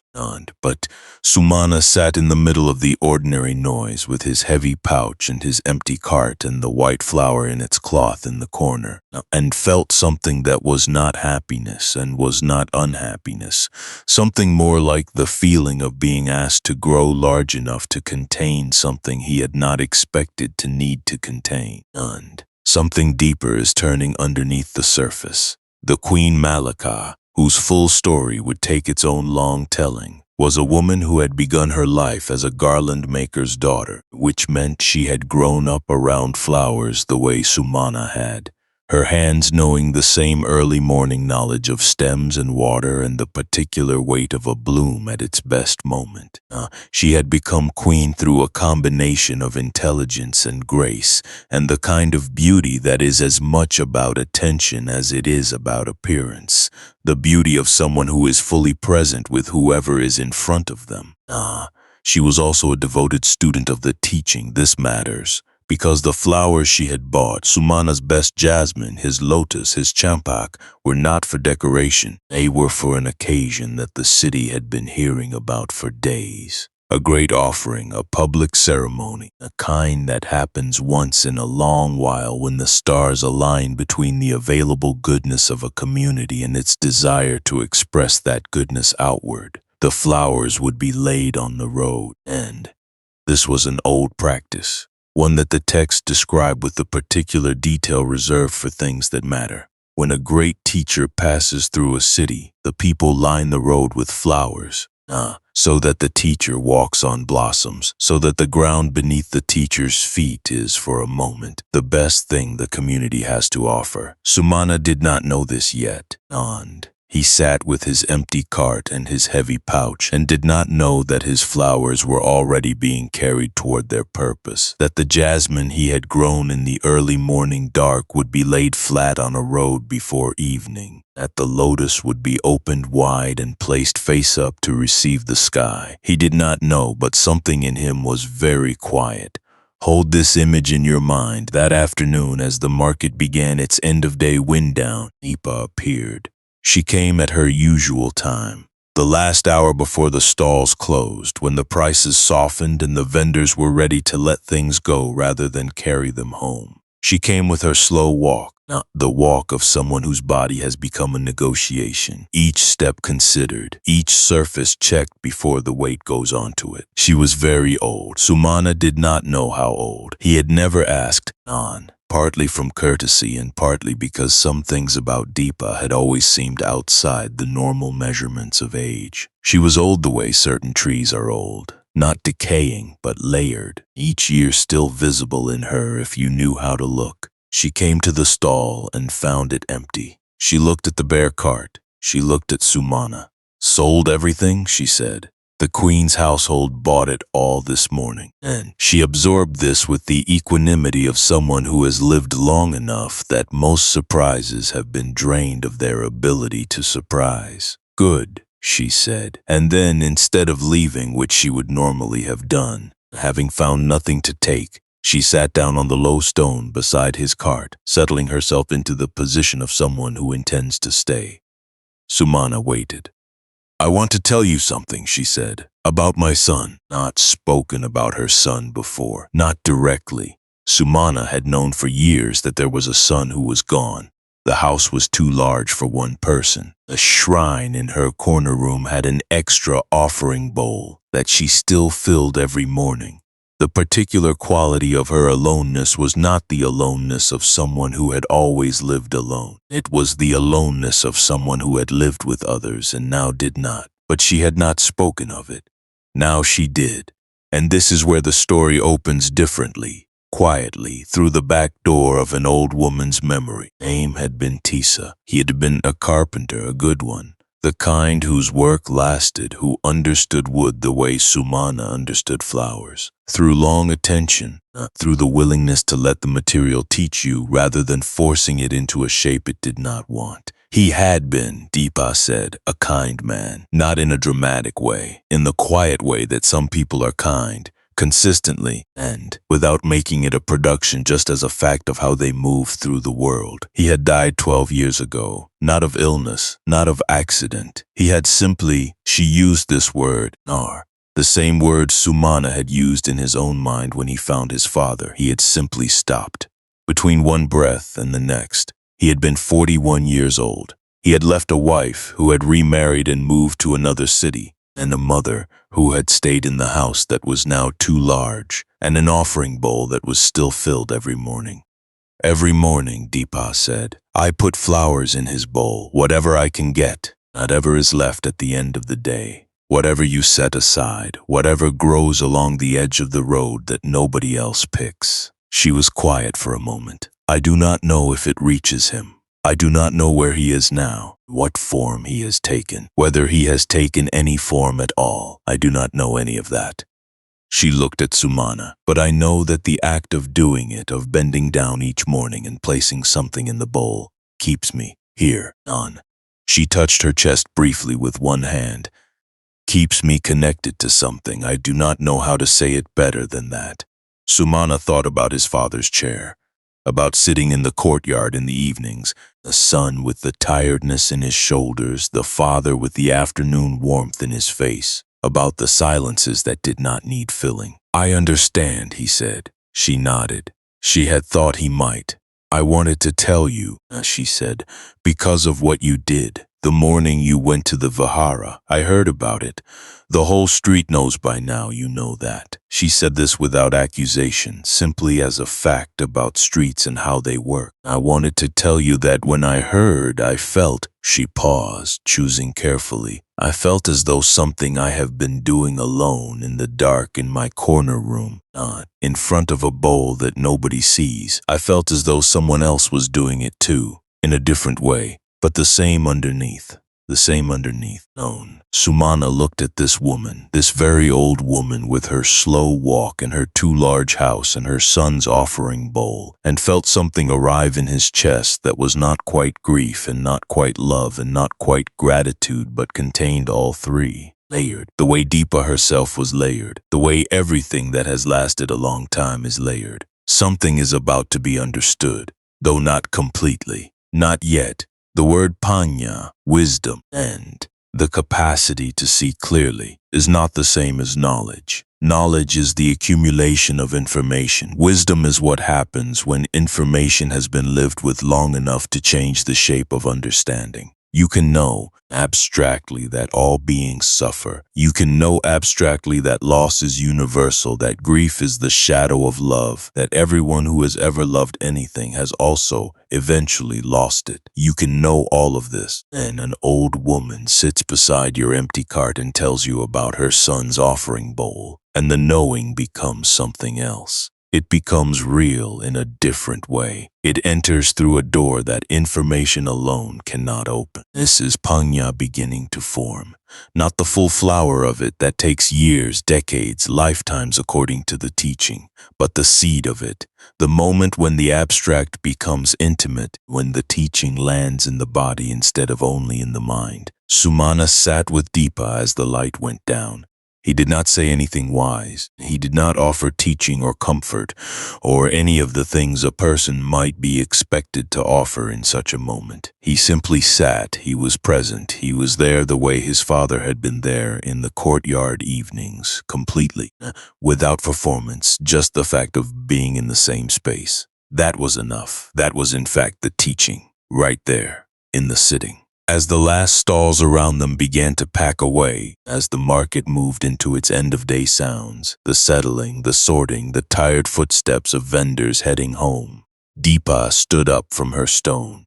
She stood with the deliberateness of someone whose body requires preparation for movement. She straightened slowly. "The flowers you gave me," she said, "when you first started setting them aside. Do you remember why you did that?" He thought. "No," he said. "I don't think I had a reason. You were there. The flowers were there." She looked at him with the look of someone who has just had something confirmed. "Yes," she said. "That is exactly it. You were there. The flowers were there. No reason except the simple fact of both being true at the same time." She paused. "That is the purest kind of giving, you know. The kind that has no story attached to it. No reason. Just here and here. Both are true." She walked away slowly, back into the evening city. Sumana watched her go. He thought about virya, the word the teaching uses for energy, for effort, for the continuous application of the will toward what is good, not the dramatic effort of someone straining against resistance, but the quiet, sustained effort of someone who simply does not stop, who keeps getting up in the dark, who keeps cutting the stems at an angle, who keeps setting aside the wilted flowers for the old woman who needs them, not straining, just continuing. He had been practicing virya for 23 years without a name for it. The pouch of coins was still heavy in his hand. He would bring it home. Bada would be relieved, and then she would want to know how, and he would tell her, and she would have approximately 6 questions and 2 opinions, and she would be satisfied. This was the rhythm of them, and it was a good rhythm. He loaded the empty cart, light now, nearly nothing, and began the walk home. The sky above Savatthi had gone the color of river water again, a color it always was before dark, that in-between shade that has no name. He walked through it the way he always did. Behind him, somewhere in the city, the flowers were already moving toward their purpose, and the white flower in its cloth was still in the corner of the cart, still waiting, still impossibly, quietly, fresh. Something deeper is turning, even now. Even in the ordinary evening, even in the weight of the pouch and the lightness of the cart and the smell of cooking fires starting up. Even here, Kosia had not slept well in many weeks. This was not new, exactly. And he had never been a good sleeper. The mind that spends its days counting and calculating does not simply stop when the body lies down. It continues. It runs the numbers again.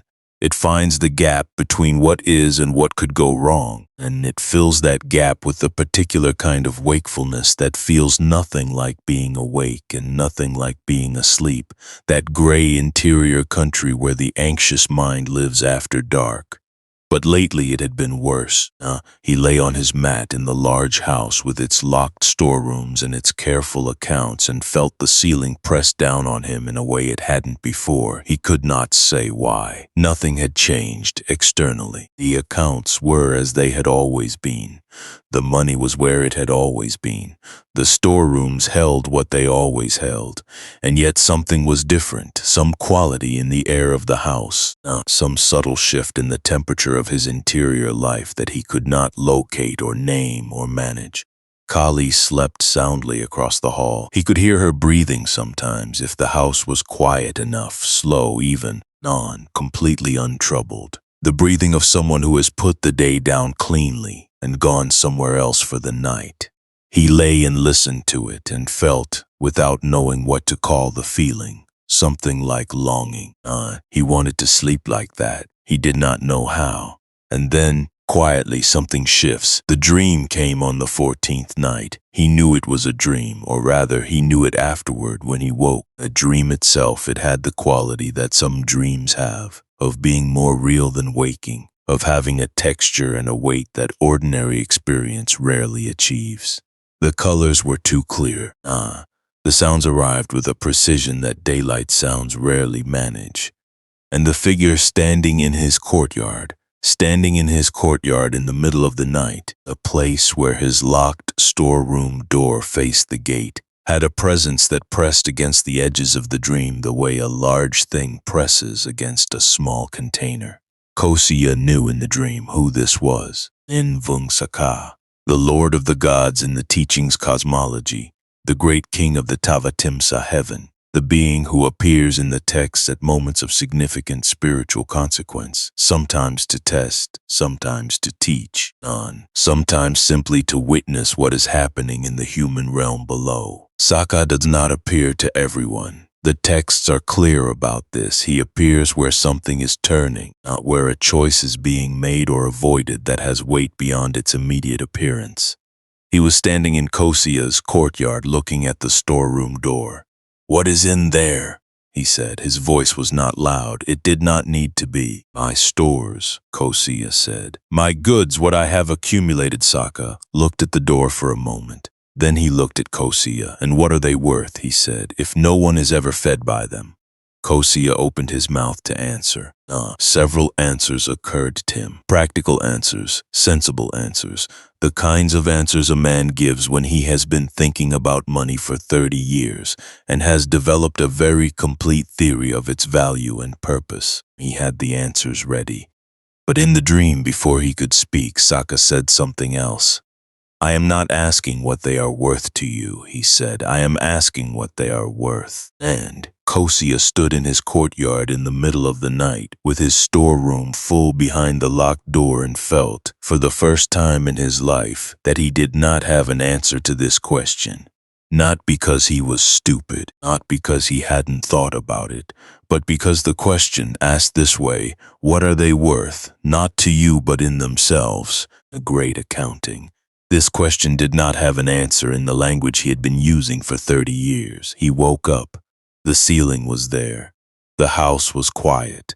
Cāḷī was breathing across the hall. He lay there for a long time, not sleeping. Pay attention to what happens next because it matters. Across the city, in a grove at the edge of Jetavana, Ven, Mahamoggallana was sitting in meditation. Mahamoggallana Mukhian, the left-hand disciple.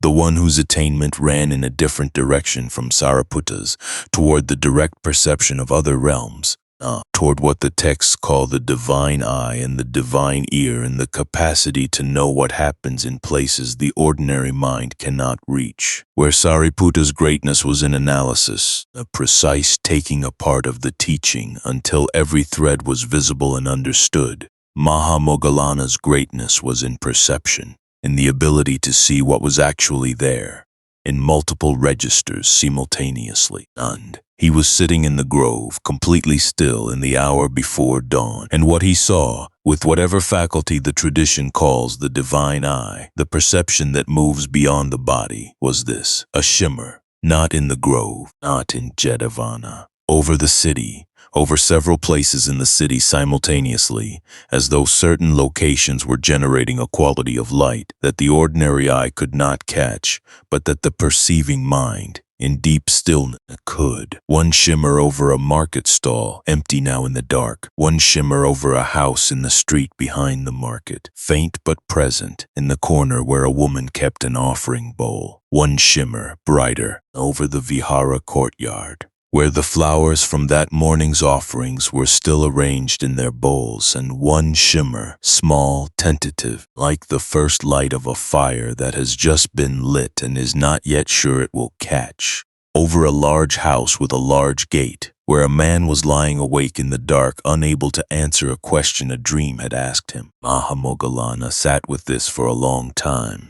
The shimmer over the market stall he knew, the way he knew things in that state without needing to trace the knowing back to its source. That shimmer was old. It had been building for 23 years, layer by layer, steady and quiet, the way silt builds on a riverbed. It was the most substantial light in the city that morning, though it came from the humblest source. He did not intervene. It was not his place to intervene. Things that are working correctly do not need intervention. He simply observed, with particular quality of attention that is both completely engaged and completely without interference, the way a mirror gives back what is in front of it without adding anything of its own. And then he returned to his breath. And the grove was just a grove, and the hour before dawn was just an hour before dawn, and he was just a monk sitting very still under a tree. Here's where it gets remarkable. And the teaching of the Tipitaka, the three baskets of the early texts, contains within it a cosmology that can be read literally, as a description of actual realms with actual inhabitants, or symbolically, as a map of the interior landscape of a mind in various states of clarity and confusion. The scholars debate which reading is correct. The teachers generally say both and neither, and the debate itself is missing the point. And what Mahamoggallana perceived, whether you call it the actual shimmer of accumulated merit visible to a highly trained mind, or the symbolic representation of what happens when goodness accumulates past a certain threshold and begins to radiate, what he perceived was real. In whatever register of reality you choose to place it, perception was not empty. Something was there. And the Tipitaka is full of such moments. Moments where the ordinary and the extraordinary are not separate. Where a flower seller's offerings and a king of the gods and a monk's early morning meditation all occupy the same story without contradiction. Because in the world the teaching describes, the world as it actually is, not as the ordinary mind simplifies it. All of this is happening simultaneously in the same city in the same hour, connected by threads that the ordinary eye cannot see but that are no less real for being invisible. And Kosia's small tentative shimmer, Deepa's steady faithful light over her offering bowl, Sumana's 23-year accumulation glowing over an empty market stall, and in the corner of that stall, Mahamoggallana did not focus on it specifically, a small cloth package, something inside it, something that did not behave quite the way ordinary flowers behave.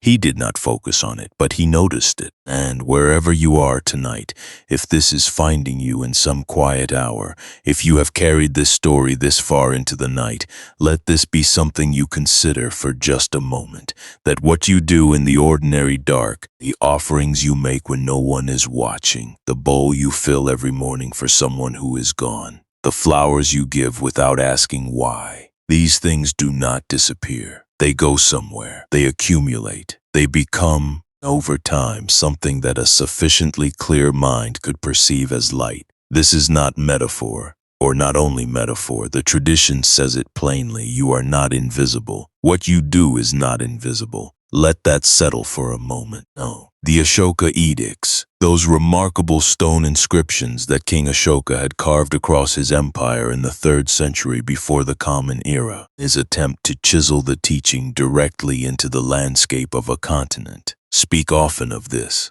not in the language of the scholar or the monk, but in the plain language of a king trying to reach ordinary people. He who gives, however little, gives the greatest thing. He who shows kindness to the poor and the sick and the traveler gives the king himself no greater gift. The merit of such giving reaches far farther than the giver knows. These were not platitudes. Ashoka had been a man of considerable violence before his conversion, a king who had prosecuted a war of enormous destructiveness and then, standing on a battlefield that looked the way battlefields look after the fighting is done, had felt something arrive in his chest that he could not ignore. What arrived was not guilt exactly, though guilt was part of it. What arrived was the clear perception that destruction is not power, that the only real building is the kind that feeds people, heals people, connects people, makes it easier for ordinary human beings to live their ordinary lives with a little more dignity and a little less suffering. He had spent the rest of his reign trying to build that kind of empire. The edicts were part of the building, and in those edicts, among the instructions about hospitals and rest houses and the planting of shade trees along roads, among all the practical evidence of a king trying to run the teaching as policy, the same understanding keeps appearing. Small acts of goodness accumulate. They do not disappear. They become something. They change things in ways that cannot always be traced, but that are nonetheless real. Cāḷī was not a king. He was a man with a large gate and a locked storeroom and a dream he could not shake.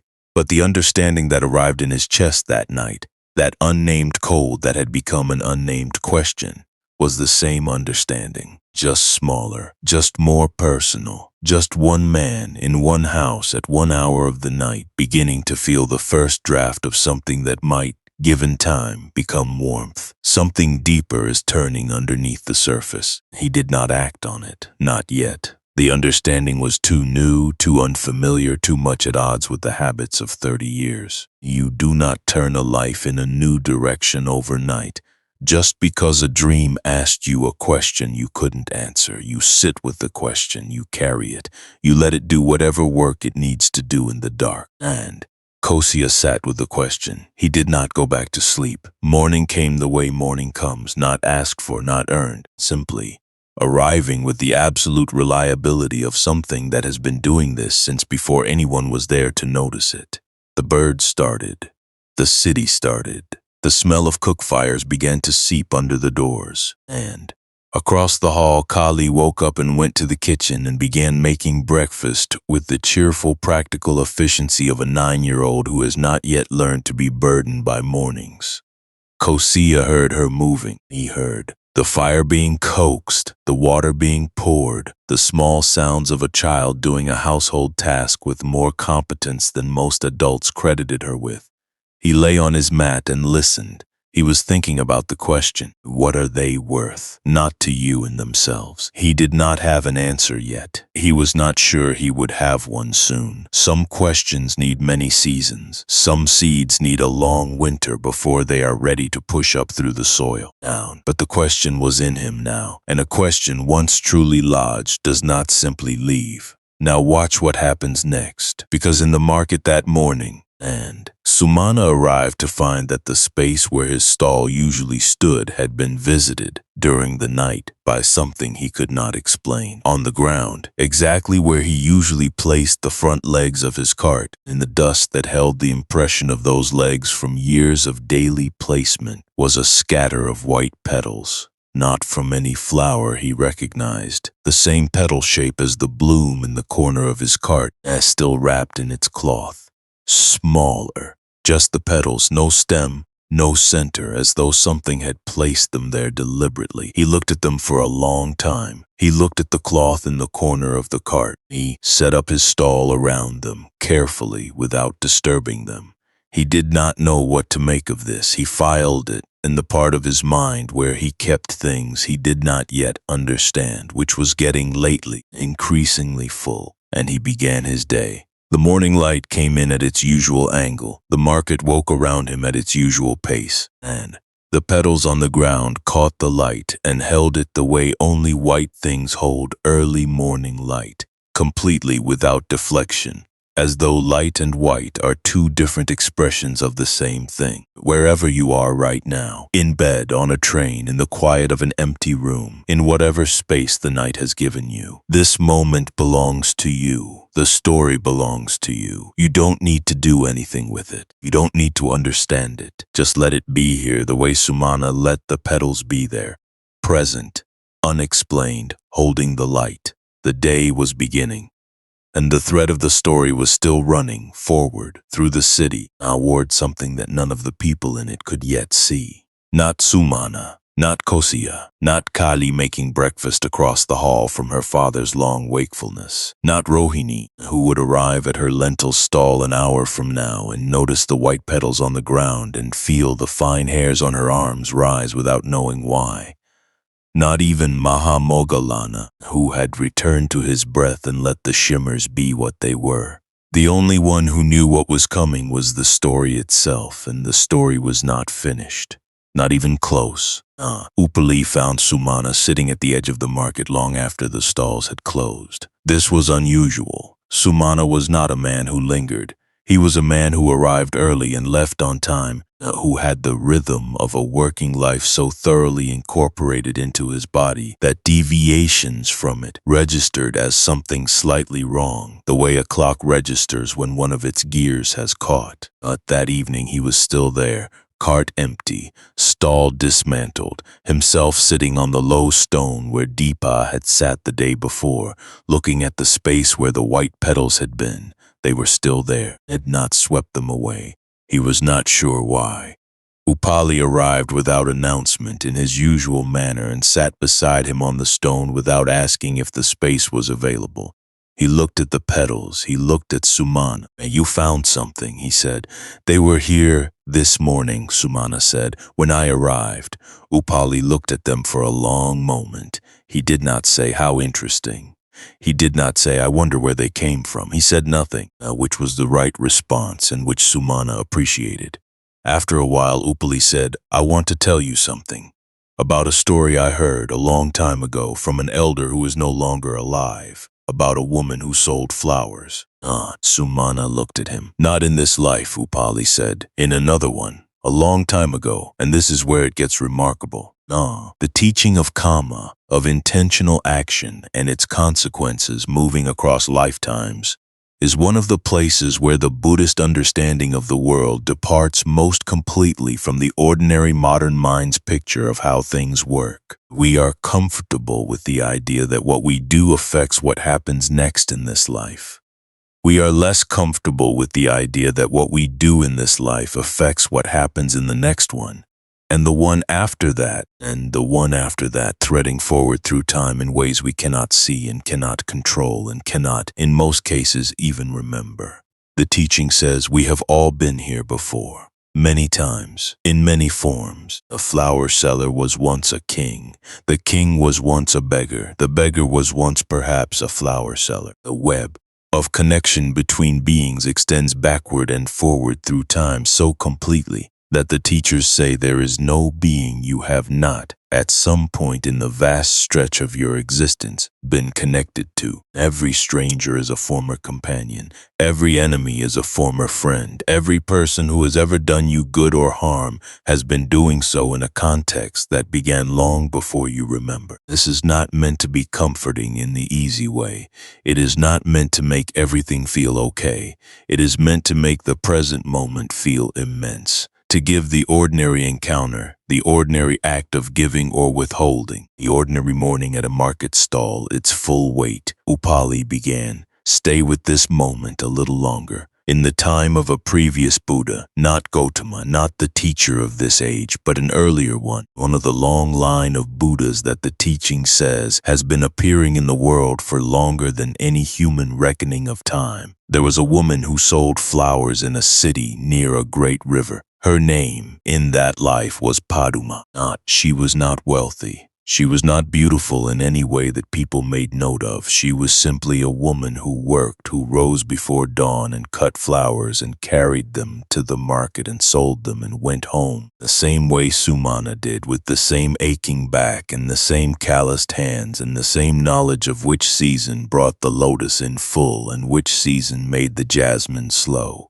One morning, a morning like any other, unremarkable in every outward way, a monk came through the market on his alms round, an elderly monk, very thin, with the particular quality of thinness that comes not from deprivation but from long years of non-accumulation, the body reduced to exactly what was needed and nothing more. He walked through the market slowly, not hurrying, his bowl held in front of him. Most of the vendors gave him nothing. Not from unkindness, from the ordinary human amnesia that makes us forget in the middle of our business that anything beyond the business exists. They were busy. They had customers. The monk moved through the market like a quiet river moving through a busy city. There, undeniable and yet somehow easy to step around. Paduma was serving a customer when the monk passed her stall. She looked up. She looked at him, and she felt something. Not a dramatic spiritual experience, not a vision or a light or a voice, just something. The way you sometimes look at a person and know, without being able to explain the knowing, that this person matters, that this moment matters, that the right response is not to continue what you were doing, but to stop. She stopped. She handed her customer back their coin. The transaction could wait, the flowers could wait, and she went to her cart and took out the best bundle she had. White lotus still closed, perfect. She placed it in the monk's bowl with both hands. The monk looked at her. He said nothing. He bowed, a slight bow that contains more than most speeches. He moved on. Padma went back to her customer, completed the transaction, continued her day. That was the whole of it. No lightning, no sudden clarity, no voice from the sky confirming that she had done something significant. Just a bundle of white lotus in a monk's bowl, and a flower seller going back to her work. And this moment, this single act of stopping in the middle of business to give the best of what she had became a seed, planted in the soil of Kama, watered by the purity of Cetana. It moved forward through time the way seeds do, invisibly, underground, following no schedule that the planter could predict, through lifetimes, through forms Upali did not name, through the long turning of existence that the teaching calls samsara, the wheel, the cycling, the movement through birth and birth again that continues until something in the being finally understands enough to step off. And here, the thread arrived at Sumana. Hold this image in your mind. The elder who told me this, Upali said, did not know what form Padma had taken in the intervening lives. He did not have that level of perception, he said. And he was not a man who said things carelessly. He said that the act was still active, still moving, that the seed had been planted cleanly enough, with enough purity of intention, that it had not exhausted itself in the intermediate lifetimes, that it was still, his word was ripening. Sumana was quiet. He said something else, Upali continued. He said there was a man connected to this, connected to Paduma, not from that same lifetime, not her husband, not her child. A woman, actually, a young woman who had worked beside her in the market, who had watched her give the lotus to the monk that morning, who had felt something watching it, something that made her want to do the same. She did not that day. She was not ready. But the wanting was the beginning. Something is about to be understood, though Sumana did not quite reach it yet, and he was listening with the particular quality of attention that comes when something you are hearing is pressing up against something you already know from the inside. The way a translation presses against an original, close, illuminating, but not identical, and the gap between them is where the most interesting thing lives. Who was the young woman, he said. Upali looked at him, not with the expression of someone about to reveal a secret, not with the expression of someone watching another person move toward an understanding they will need to reach on their own. I don't know her name, he said.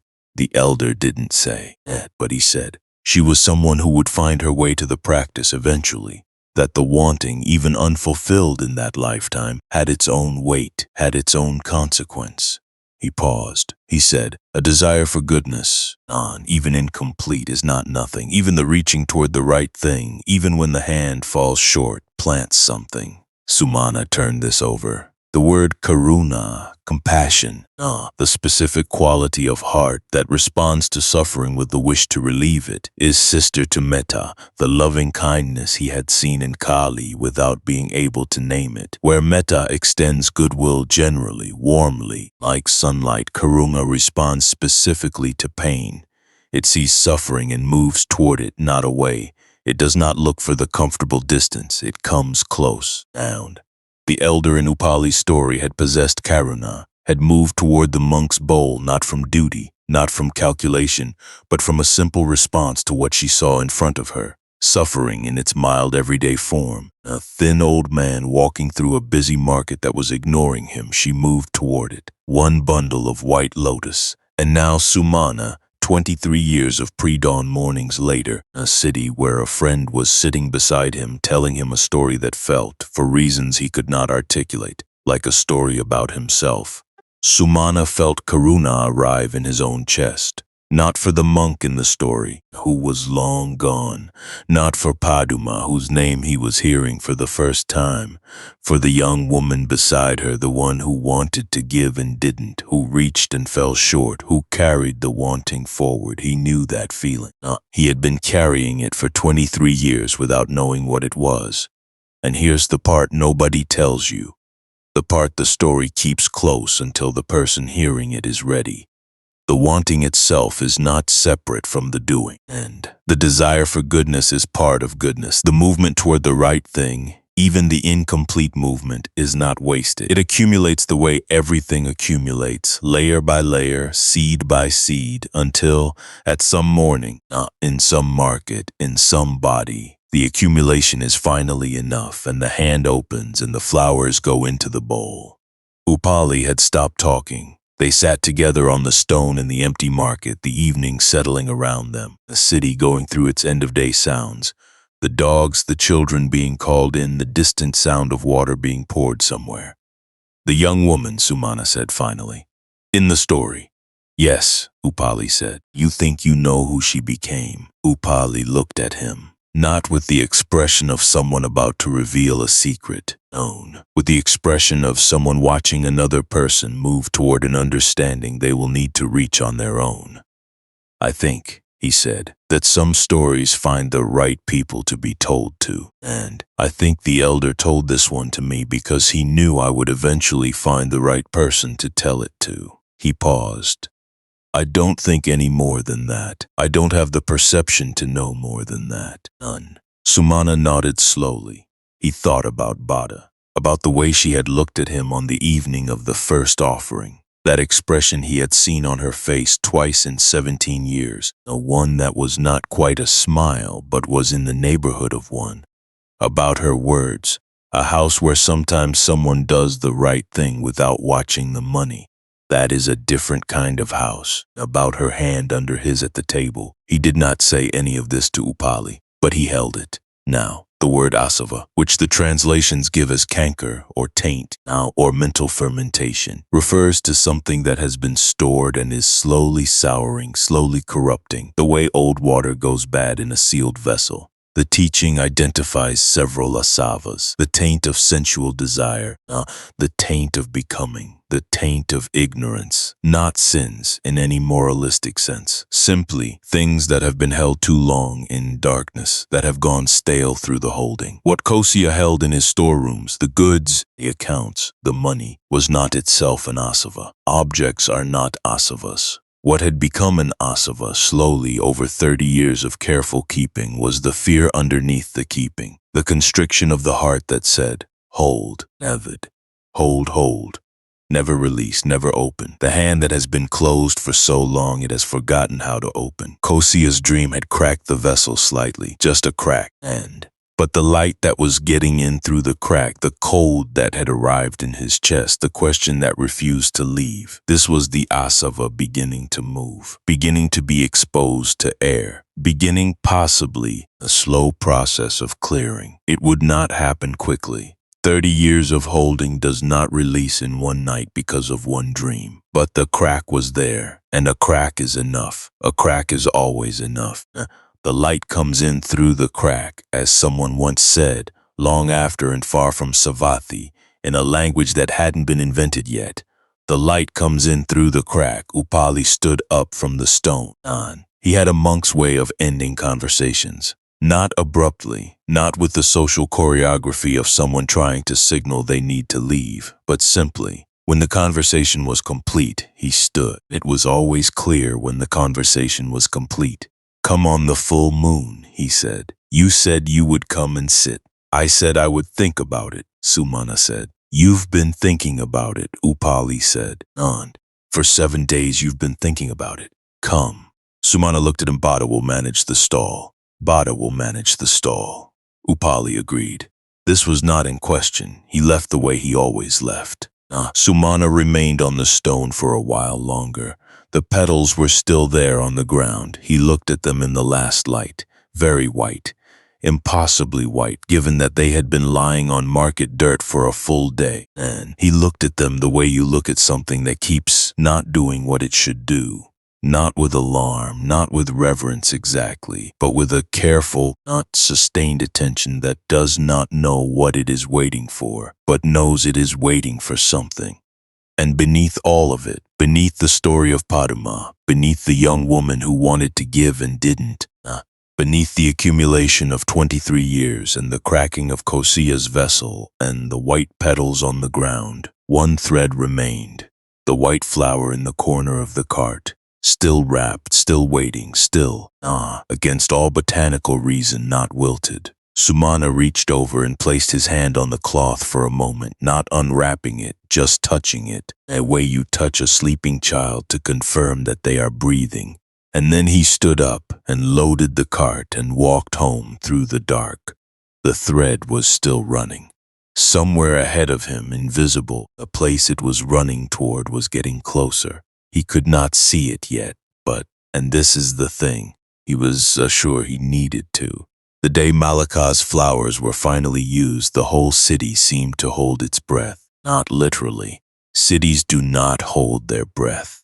They continue, the dogs continue, the children continue, the merchants and the water carriers and the women with their cooking fires and the monks on their morning rounds all continue. The ordinary machinery of a living city turning as it always turns. And yet there was something in the air that morning, a quality of the light perhaps, or the particular stillness of the air before the first sounds began, that made people stop for just a moment longer than usual before they went about their day. That made them look up at the sky and then back down without knowing why they had looked. Sumana felt it when he woke. He lay on his mat for a moment, just a moment. He was not a man who lingered in the mornings, and felt the day press against him with unusual weight, not heaviness, not dread, something more like the feeling you get on the morning of a significant day before you remember what makes it significant. The knowledge arriving before the content of the knowledge. He rose, he dressed, he went out into the dark. And here is where the story opens up differently. The messenger came to his stall before he had finished setting up. Not Malika's regular messenger, a different man, older, with the look of someone in closer service to the household, someone trusted with communications of greater delicacy. He arrived at the stall before the market had properly started, before most of the other vendors had their goods laid out, and he said, "The queen wishes you to know. The flowers you provided, they will be laid on the road today. The teacher is passing through." Sumana held a bundle of marigolds in his hands and felt something move through him that he could not name. "Which road?" he said. His voice was steadier than he felt. The man told him, "None. The road that ran from the south gate of Jetavana to the market. The road Sumana walked every morning before dawn. The road he had walked for 23 years. The road whose every stone he knew by feel in the dark. His road, his flowers on his road beneath the teacher's feet. The messenger bowed slightly and left. Anna. Sumana stood with his marigolds in the morning light coming in at its usual angle and felt the world he had been living in for 23 years suddenly reveal itself as having been, all along, a world much larger than he had understood. Pay attention to what happens next because it matters. He did not close the stall. It did not occur to him to close the stall. He was a flower seller. The stall was what he did. He set it up, he tended it, he sold his flowers through the morning, and the morning moved around him with the ordinary insistence that mornings have. Refusing to be less ordinary just because one of the people inside it was carrying something enormous. But he was different-sided. Rohini noticed immediately. She appeared at the edge of his cart 20 minutes after opening, with the alert peripheral attention of someone who has been watching for a change and has seen it arrive. Something happened, she said, he told her. Briefly, without decoration. The messenger, the road, the flowers. She was quiet for a moment then. Your flowers? Yes. She looked at him with an expression he had not seen on her face before. It was not envy. Rohini was not an envious person. It was more like the expression of someone who has just watched a long calculation come out right, who has been carrying an equation in their mind without knowing it and has just seen the answer appear. I'm going to watch, she said. This afternoon, I'm going to close the stall early and watch. So am I, he said. They looked at each other across the ordinary space between their two stalls, and both of them understood without saying it that something that had been moving toward this for a long time had arrived now.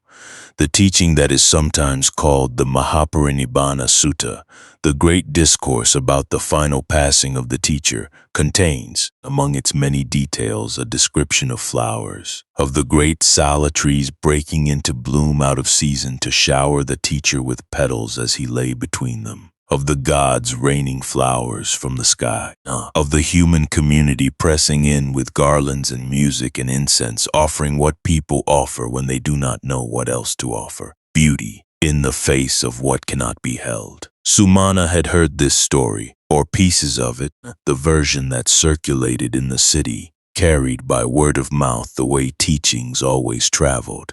He had heard it the way you hear things that are important but not yet personal, with a respectful distance, not the distance of someone receiving information about a world they are adjacent to but not quite inside. That distance was gone now, because the teacher was not gone, not yet, not in this part of the story, not in this telling. He was still here, still walking, still passing through cities and forests and river crossings, still stopping to teach, still receiving what people brought him with the particular quality of receptivity that made every person who gave him anything feel afterward that they had been the one who received, and his feet would walk on Sumana's jasmine today. There's a detail here easy to miss. The older merchant Nakulapita had been coming to this market since before Sumana was born. He was not a man people noticed particularly, and he had the quality of being very present without being prominent. The quality of someone who has been somewhere long enough to become part of the furniture, part of the background, so thoroughly integrated into the landscape of a place that the place would feel wrong without him, but no one could quite say why. He sold cloth. He had been selling cloth for 60 years, and he had seen this market in drought and flood and plague and prosperity, had watched generations of vendors arrive and age and leave, had watched the city around the market change and change again, while the market itself maintained its fundamental character. People needing things, exchanging what they had for what they needed. He found Sumana at the end of the morning, when the stalls were beginning to wind down. He was an old man, very old, the kind of old that has a specific quality of solidity to it, as though the years have compressed rather than eroded. He moved slowly and carefully and with the dignity of someone who has long since stopped needing to prove anything to anyone. I heard about the flowers, he said. He did not specify how he had heard in a market. Everything is heard eventually. This is the nature of markets. Yes, Sumana said. Nakulapata sat down on the stone at the edge of the stall. The stone that was becoming, Sumana thought, the place where significant conversations happened, and looked at his hands for a moment. They were old hands, spotted and gnarled, the hands of a man who has worked with cloth for 60 years. I have been here for 60 years, he said, in this market or near it, and I have seen, he paused, choosing, I have seen many offerings. Many people give many things to the vihara, to the monks, to the teaching. I have seen wealthy men bring cartloads. I have seen poor men bring handfuls.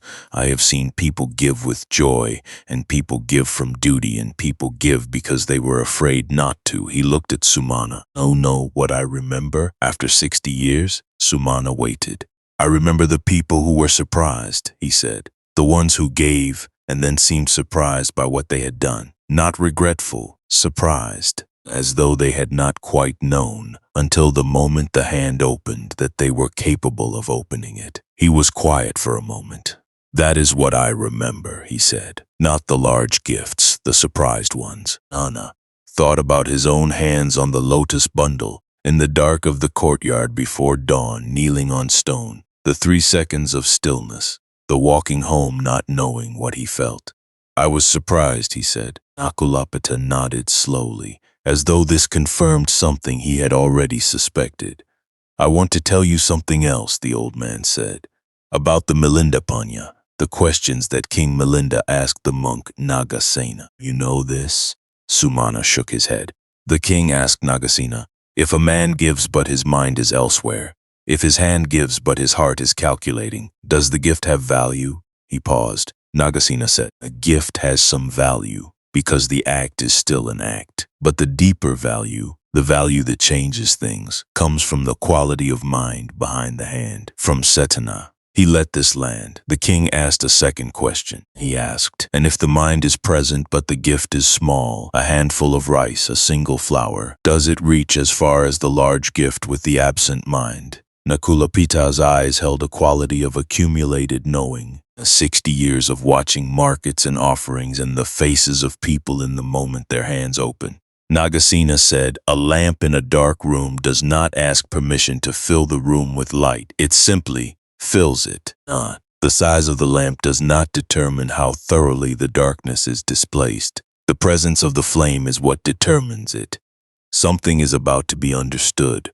And here, in this afternoon in this market, with the old cloth merchant sitting on the stone and Sumana standing beside his empty stall and the city moving around them with its perpetual ordinary motion. Here the understanding that had been composting in Sumana for weeks, building through 23 years of pre-dawn mornings before that, through the lifetimes before that, if the teaching was right, through all of it, here the understanding arrived, not dramatically, not with light or sound or any of the equipment that stories traditionally use to mark epiphanies. Just quietly, the way a door opens when the right key is turned, the way a muscle releases when it has finally been held long enough. He understood. The gift was never about the flowers. The flowers were the vehicle. The gift was the opening of the hand. The gift was the moment in which the self, the carefully maintained, carefully protected, and anxious self that spends its days calculating what it can afford to release. The gift was the moment that self stood aside and let something pass through. That was the whole of it. That was everything. It had been available to him for 23 years. On every morning that he cut stems in the dark, on every afternoon that he set aside wilted flowers for Deepa, on every transaction in which he gave slightly more than was asked for, because the person in front of him needed slightly more than they had asked for. In all of these moments, without a name for it, he had been practicing the same thing, the opening of the hand. If tonight you have remembered something you once gave away without thinking, a meal, a coin, an hour of your time, a word that cost you nothing and meant everything to someone else, that memory is real. The giving was real. The moment the hand opened was real, and it is not gone. It has never gone. It is in the record that the world keeps, somewhere in whatever language the world uses for keeping records. You were more generous than you knew. You still are.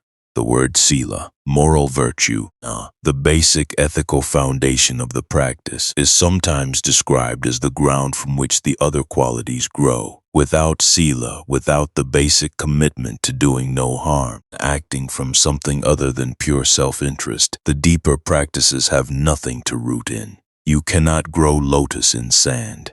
Sumana had sila the way certain people have it, not as a set of rules followed with effort, but as a habit so old it had become character. He did not steal, he did not deceive, he did not harm, not because he had been taught not to, not because he feared the consequence, but because these things were simply not in him. They were not options his nature considered.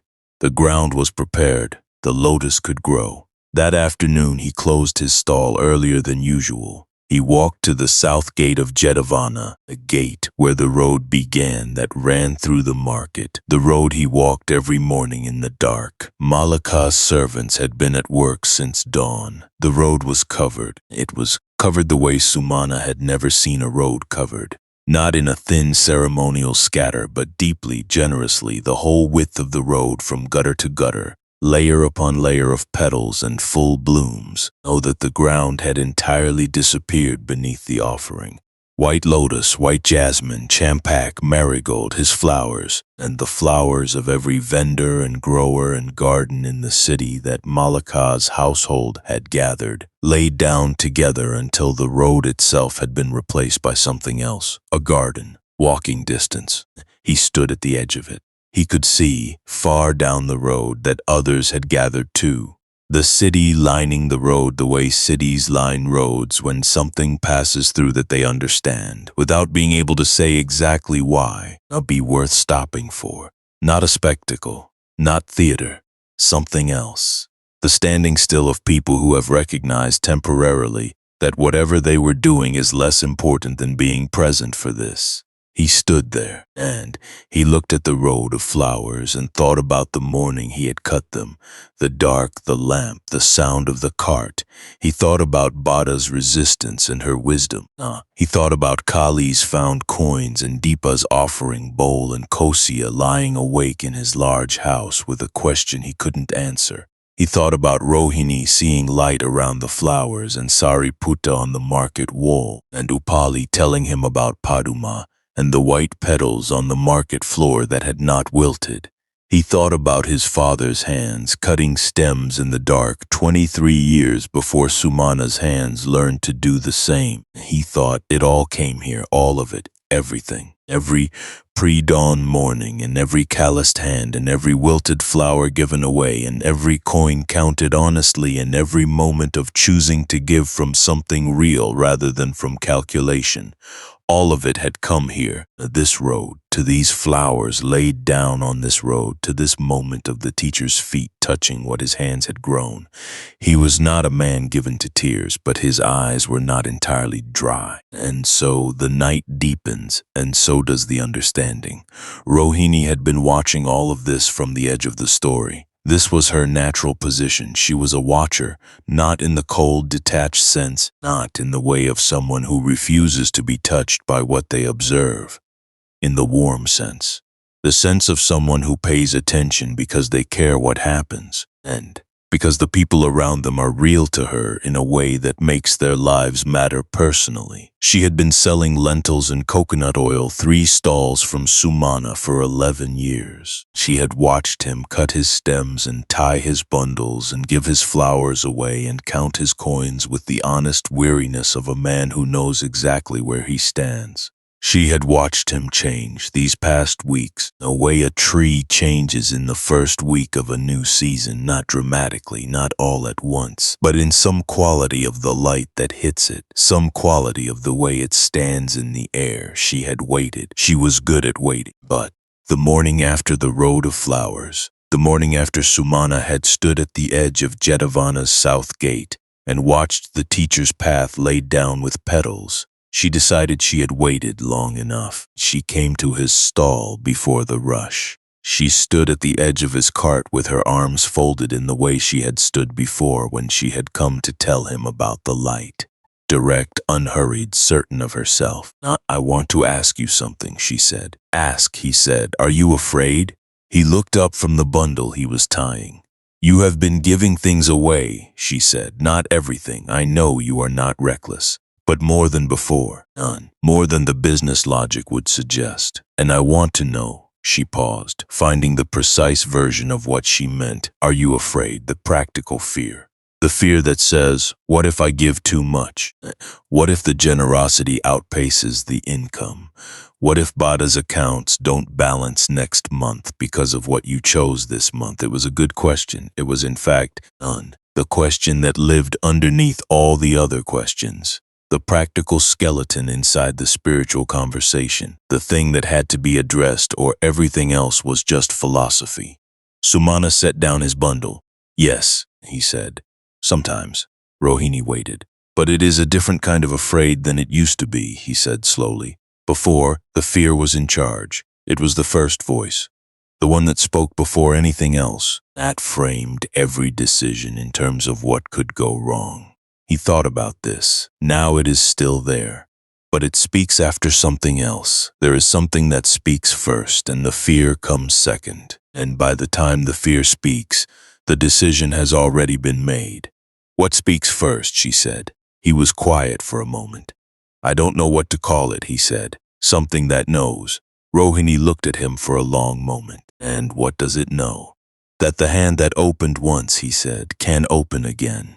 She absorbed this. She had the expression of someone receiving something that had been in some form already on the way to them, the expression of a person for whom an arrival feels paradoxically like a recognition. I have been afraid too, she said, for a long time. Not about money exactly, about a different thing. She did not say what the different thing was. He did not ask, but I have been thinking since the morning you came back from Jetavana about what it would feel like to be less afraid of it.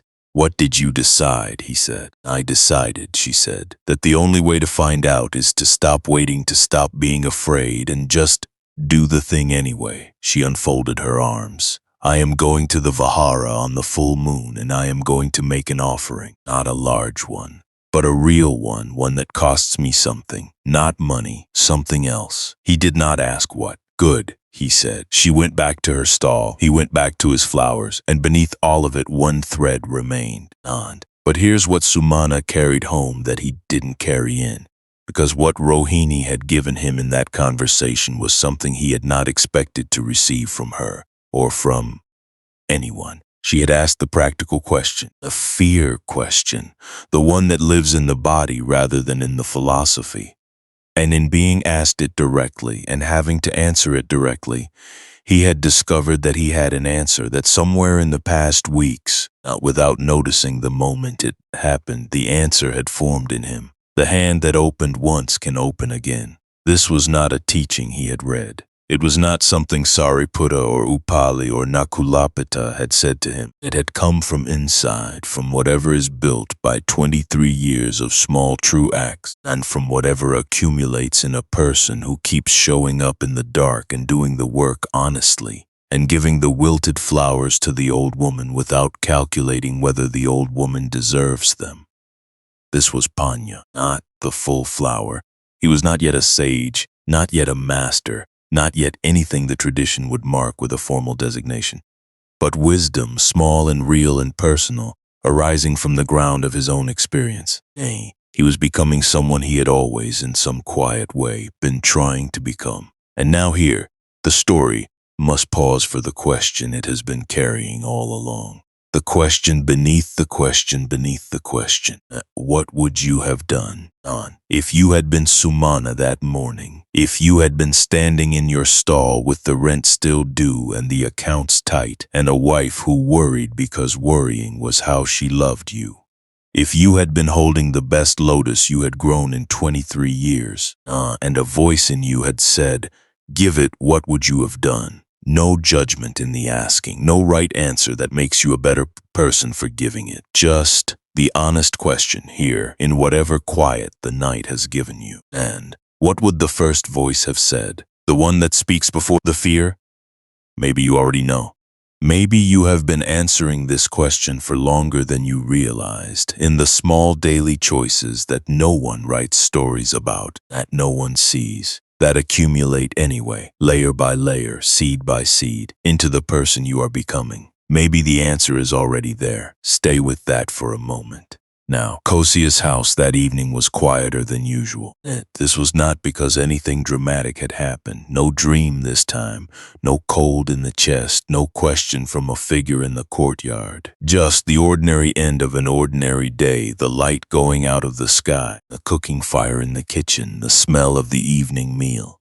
Cāḷī had made rice. She made it the way her mother had made it, which was a fact she did not think about consciously, but which her hands remembered. The ratio of water to grain, the moment to lower the flame, the way to tell when it was done by the sound and not by looking down. She brought 2 portions to the table in the main room and set them down with the practical efficiency of a 9-year-old who has been managing more of the household than anyone had explicitly asked her to manage. Cāḷī sat down. They ate together, as they did every evening. But something was different tonight, and both of them felt it, though neither could have said exactly what. A quality of attention in the room, as though the evening were slightly more present than evenings usually were. After a while, Cāḷī set down his bowl. "Cāḷī," he said. She looked up. "I have been thinking," he said, "about the monk who came to the gate." She was very still. He looked at the table for a moment, then at her. "I know you went," he said, "to the vihara. With your coins." She held his gaze. She did not flinch, and, which was something about Cāḷī that he had noticed before and never quite known what to do with, she did not flinch from the things that were true, even when the truth was uncomfortable. She had been like this since she was very small. "I know you know," she said. He nodded. He was quiet for a moment then. "What did it feel like when you set the flowers down?" She considered this with the seriousness she gave to serious questions. "Light," she said finally. "It felt like something heavy came off, like I had been carrying it since the monk came to the gate. I didn't know how heavy it was until it was gone." He was quiet for a long time. "I have been carrying something heavy for a long time," he said. It cost him something to say this. She could see it cost him. She received it carefully, the way you receive something fragile, with both hands, with steadiness. "I know," she said. "I don't know how to put it down," he said. And she looked at him with the particular expression that children sometimes wear when they understand something adults have complicated. The clear-eyed, slightly impatient expression of someone for whom the answer seems obvious and the obstacle seems unnecessary. "You just put it down," she said. "Like the flowers. You decide you are going to put it down, and then you put it down." He looked at her. "It's not the same as flowers," he said. "No," she agreed, "but it's the same motion." She picked up her bowl again. "Your hands know the motion already. You just have to let them." And he stared at his daughter, this 9-year-old who had her mother's eyes and his own stubbornness and some third quality that belonged entirely to herself, and some quality of clarity that neither of them had contributed directly, and felt something move in his chest. Not the cold, something warmer, something that had the quality of a door that had been stuck for 30 years beginning, very slightly, to move. The word mudita, sympathetic joy, the capacity to feel happiness at another being's happiness, rejoice in their goodness without any diminishment of your own, is the one of the 4 divine abidings that most people find hardest. Mettā is difficult. Karuna is difficult. Upekkha, equanimity, the hardest of all, is its own territory. But mudita has a particular challenge. It requires the absence of envy, the absence of the small interior voice that measures your own happiness against another's and finds the comparison troubling. Cāḷī, watching his daughter eat her rice with the uncomplicated appetite of a child who has done a right thing and knows it. Cāḷī felt, for the first time in a very long time, something close to mudita. Not quite. The envy was not entirely gone. The comparison was not entirely absent, but something was there underneath the old habits that wanted to rejoice in her, that was glad simply that she existed, that she had found coins and bought flowers and walked to the vihara and come back lighter, that she was his, that he was hers. He did not say any of this. He was not yet a man who said such things. But he reached across the table and refilled her bowl without being asked, and she looked up and he held her gaze for a moment, and something passed between them that was neither of them's to name, but that both of them felt. The door, slightly moving. Here's what the researchers who study generosity have found, and this is not a detour. This is the story itself wearing its modern clothes. The moment a person gives generously, truly gives, from a place that is not performing and not calculating, there is a measurable shift not only in the giver but in the witnesses. The people who observe an act of genuine generosity experience something the researchers call elevation, a warmth in the chest, an impulse toward goodness, a sense that the world contains more possibility than it did a moment before. The act radiates, it changes the field. Cāḷī had given her flowers 2 weeks ago. Coscia had not been in the vihara. He had not seen it. He had only heard about it secondhand, from the neighbor who had heard from the market. And yet here he was, 2 weeks later, with a slightly moving door in his chest and his daughter's bowl refilled and something in him reaching tentatively towards something it had been avoiding for 30 years. Elevation, across time, across the gap between a child and her father. The act had radiated. This is what acts do. This is what they have always done. The teaching knew this 2,500 years before the neuroscience caught up. The teaching said, your goodness is not private. Your goodness moves through the world. It enters other people. It changes what they do next. It's contagious in the best sense of the word. It spreads by contact, by witness, by the simple fact of having been real in front of someone who was paying attention. Cāḷī had been real in front of her father. Something in him was paying attention. The evening deepened. The cooking fire burned down to coals. The sounds of the street outside settled from the noise of the day into the quieter sounds of the night beginning. Coscia and Cāḷī sat at the table together longer than they usually did, not because either of them decided to sit longer, but because neither of them decided to get up. The staying was easy tonight. The staying felt, for once, like where they were supposed to be. Papa, Cāḷī said finally. She said it the way children say things when they have been waiting for the right moment, simply when the moment finally arrives. He said. The next full moon, she said. Will you come with me to the vihara? He was quiet for a long time. She did not push. She had her mother's patience when she chose to use it. She waited the way the monk at the gate had waited, present, unhurried, not needing any particular answer. Yes, he said finally. Just that, and it was enough. It was, in fact, everything. And so the night deepens, and so does the understanding the white flower had sat in Sumana's window for 43 days. He had moved it there from the cart some weeks ago, without quite deciding to. His hands had simply carried it inside one evening, set it on the sill of the window that caught the morning light, and left it there.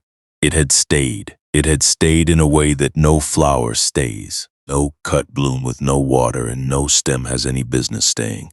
Perfectly intact, perfectly white, the petals still curved inward at their tips in that way he had never seen in any flower he had grown or bought or handled in 23 years of working with flowers every day. He had stopped questioning it, or rather, he had moved from active questioning to a kind of sustained, gentle attention, the way you attend to something that is not yet ready to be understood but that you do not want to stop looking at. He looked at it every morning when he dressed.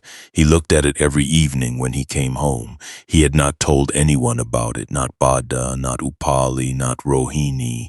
It felt like the kind of thing that, if spoken about too soon, would change into something less than it was. He was waiting for the right moment. And then Revata came to the market.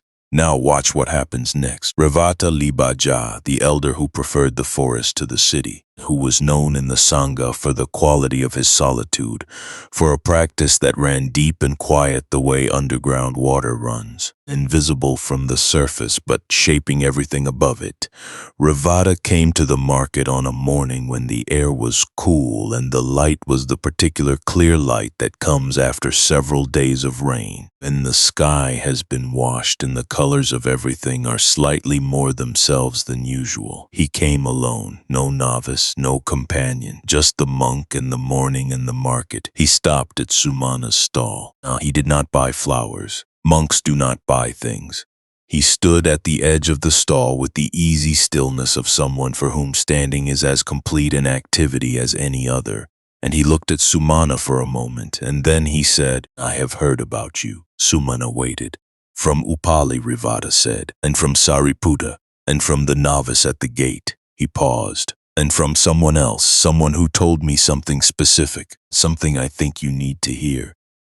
Sumana set down what he was holding, something in the quality of Ravada's voice, not dramatic, not urgent, but precise. A way that very honest people are precise, told him that this was not a conversation to have while tying bundles.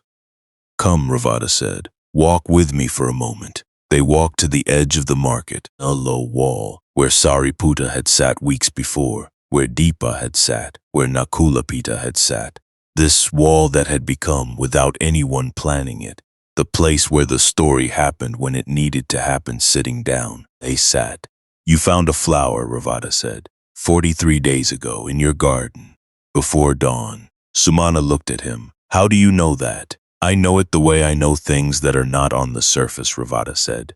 He said this without mysticism, without performance, simply as a fact about himself. One of the facts, like being left-handed or knowing how to read the weather, that are simply true about certain people. "I know you kept it, that you wrapped it in cloth and kept it separate, that it has not wilted." "It has not wilted," Sumana confirmed. His voice was steady. He had been waiting for this conversation without knowing he had been waiting for it. "No." "Do you know what it is?" Ravada said. "No." Ravada was quiet for a moment, not building suspense, thinking, choosing, with the carefulness of a man who has spent decades choosing words to make sure they carry what they mean and nothing extra. "In the texts," he said, "there are accounts, not many, not common, but present, of flowers that appear in a place without having been planted, without a stem that has been cut, without evidence of how they arrived. None. They appear in the accounts near people who are at a certain point in their practice, not necessarily monks, not necessarily scholars. Sometimes simply people who have been doing something right, quietly for a long time, have reached a point where..." He paused. "Where what?" Sumana said. "Where something in the cosmos notices," Ravada said. "The teaching does not use language like that easily. It is careful about such things. But the accounts are there. And what the accounts describe, a flower arriving without explanation, remaining without explanation, in the possession of a person who does not know what they have done, is understood in the tradition as a sign, not of greatness, not of special status, of ripeness." And here is where it gets remarkable. The word sotapanna, stream enterer, the first of the 4 stages of awakening in the Theravada teaching, marks a particular threshold. It is not full liberation. It is not the end of suffering. And it is the moment at which a being has understood the teaching deeply enough, has practiced sincerely enough, has acted from goodness consistently enough, that certain things become impossible. The being cannot, from this point, do certain kinds of harm, cannot fall below a certain level of clarity, cannot, across the remaining lifetimes, and there are, in the teaching, no more than 7 remaining lifetimes for a sotapanna, cannot fail to reach full liberation eventually. The stream has been entered. The current carries you now. Ravada did not say this word to Sumana. He was careful. He did not perform initiations or make proclamations. But he said, "The teachers who have observed your situation, not many, but a few, those with the perception for it, are of the understanding that something in your practice, across a very long accumulation, has crossed a threshold, that the ripening is not ahead of you anymore, that it has arrived." Sumana was very still. I am a flower seller, he said. Yes, Rivata said. You are. I have no formal practice. I have not studied. I have not sat in meditation for hours. I have not. You rose before dawn, Rivata said, for 23 years. You worked with living things. You handled the impermanent with care. You gave from genuine goodness more times than you have counted. You did not harm. You did not deceive. He paused. The teaching does not require robes. It requires what you have been doing, what you have always been doing. Just that.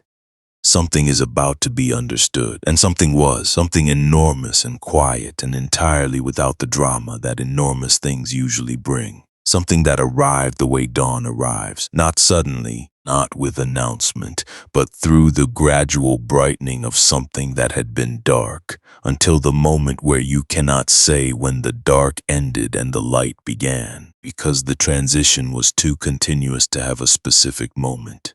Sumana sat on the wall in the market in the cool, clear morning light and understood for the first time in his life what he had been, not what he was becoming, what he had been all along. From the first morning he had risen in the dark and gone to the flower plots and cut stems by lamplight, through every morning since, through every small true act, through every hand opened without calculation. He had been, in some essential way that had nothing to do with knowledge or status or formal designation, a practitioner. He had been practicing the whole time. He just hadn't known what to call it. This is not a reward. This is not a magic trick. This is not the universe paying Sumana back for good behavior with a cosmic certificate of achievement.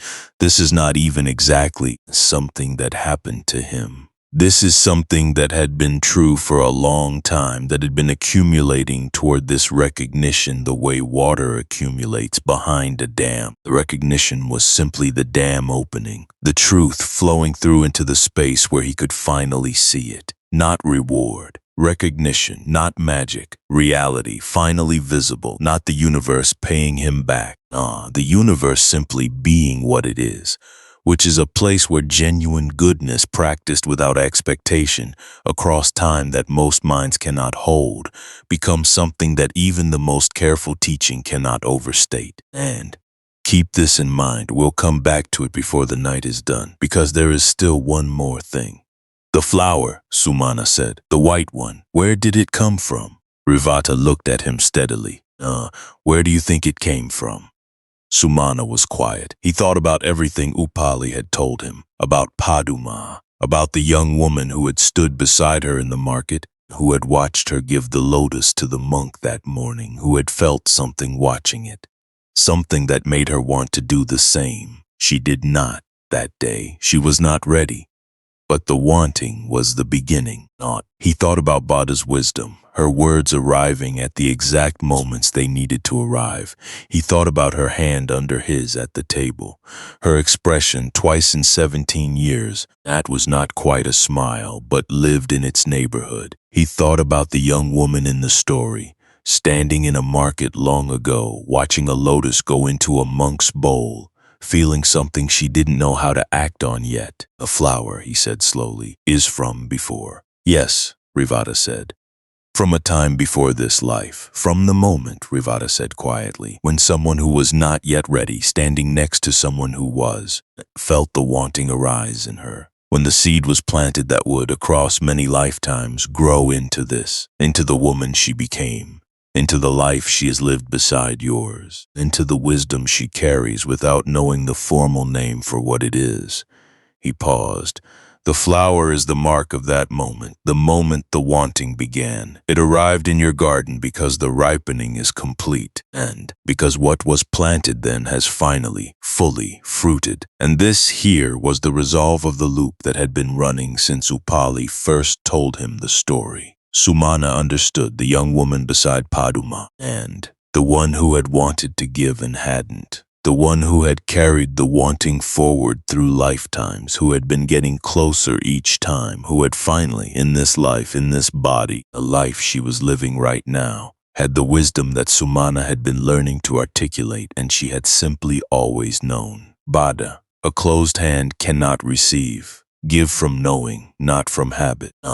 A house where sometimes someone does the right thing without watching the money.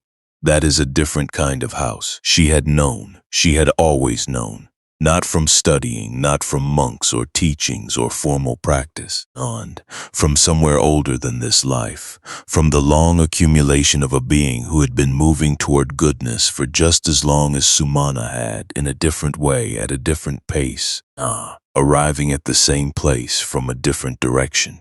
He was not the only practitioner in his house. He had never been the only practitioner in his house. Now, the researchers who study the neuroscience of generosity, and they have been studying it seriously in the labs of universities on continents that did not exist in Sumana's time, a language the teaching would not have recognized.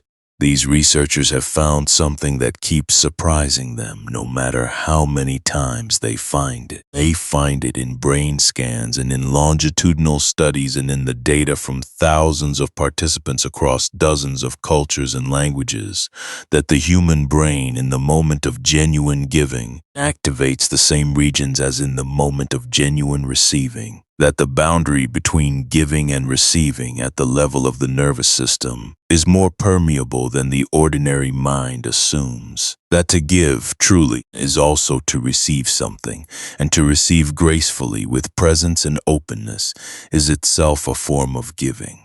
The teaching said this first.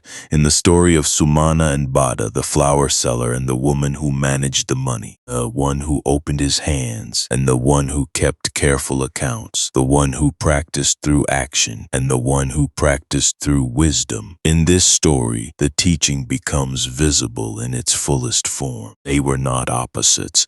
They were not one ahead of the other. They were two aspects of the same practice, the same movement, the same long journey toward the same destination, walking beside each other for many lifetimes. Upekkha, the fourth of the divine abidings, the hardest one, the one the teaching calls equanimity, is not indifference. It is not the absence of feeling. It is the quality of being fully present with what is, not needing it to be different. Without grasping when it is good, without pushing when it is difficult, the spaciousness in which everything can be exactly what it is. Sumana sat with Rivada on the low wall in the morning light and felt something arrive in him that had the quality of upekkha. Not perfectly, not completely, he was not yet there. But the first real breath of it, the spaciousness that comes when the hand has opened so many times that the opening is no longer an effort. When the self is no longer fighting the act of giving because the self has learned, slowly across many years, that it does not lose anything in the opening, it gains everything. He thought about the flower on the windowsill. He would bring it home tonight and show Bada. He did not yet know what he would say. He did not need to know. She would understand without the full explanation. She usually did.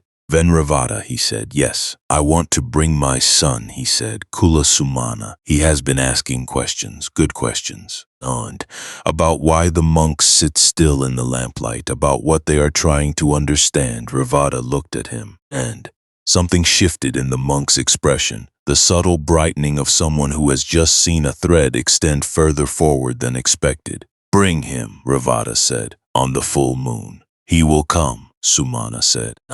He has been ready for a while. He just doesn't know it yet. Ravada almost smiled.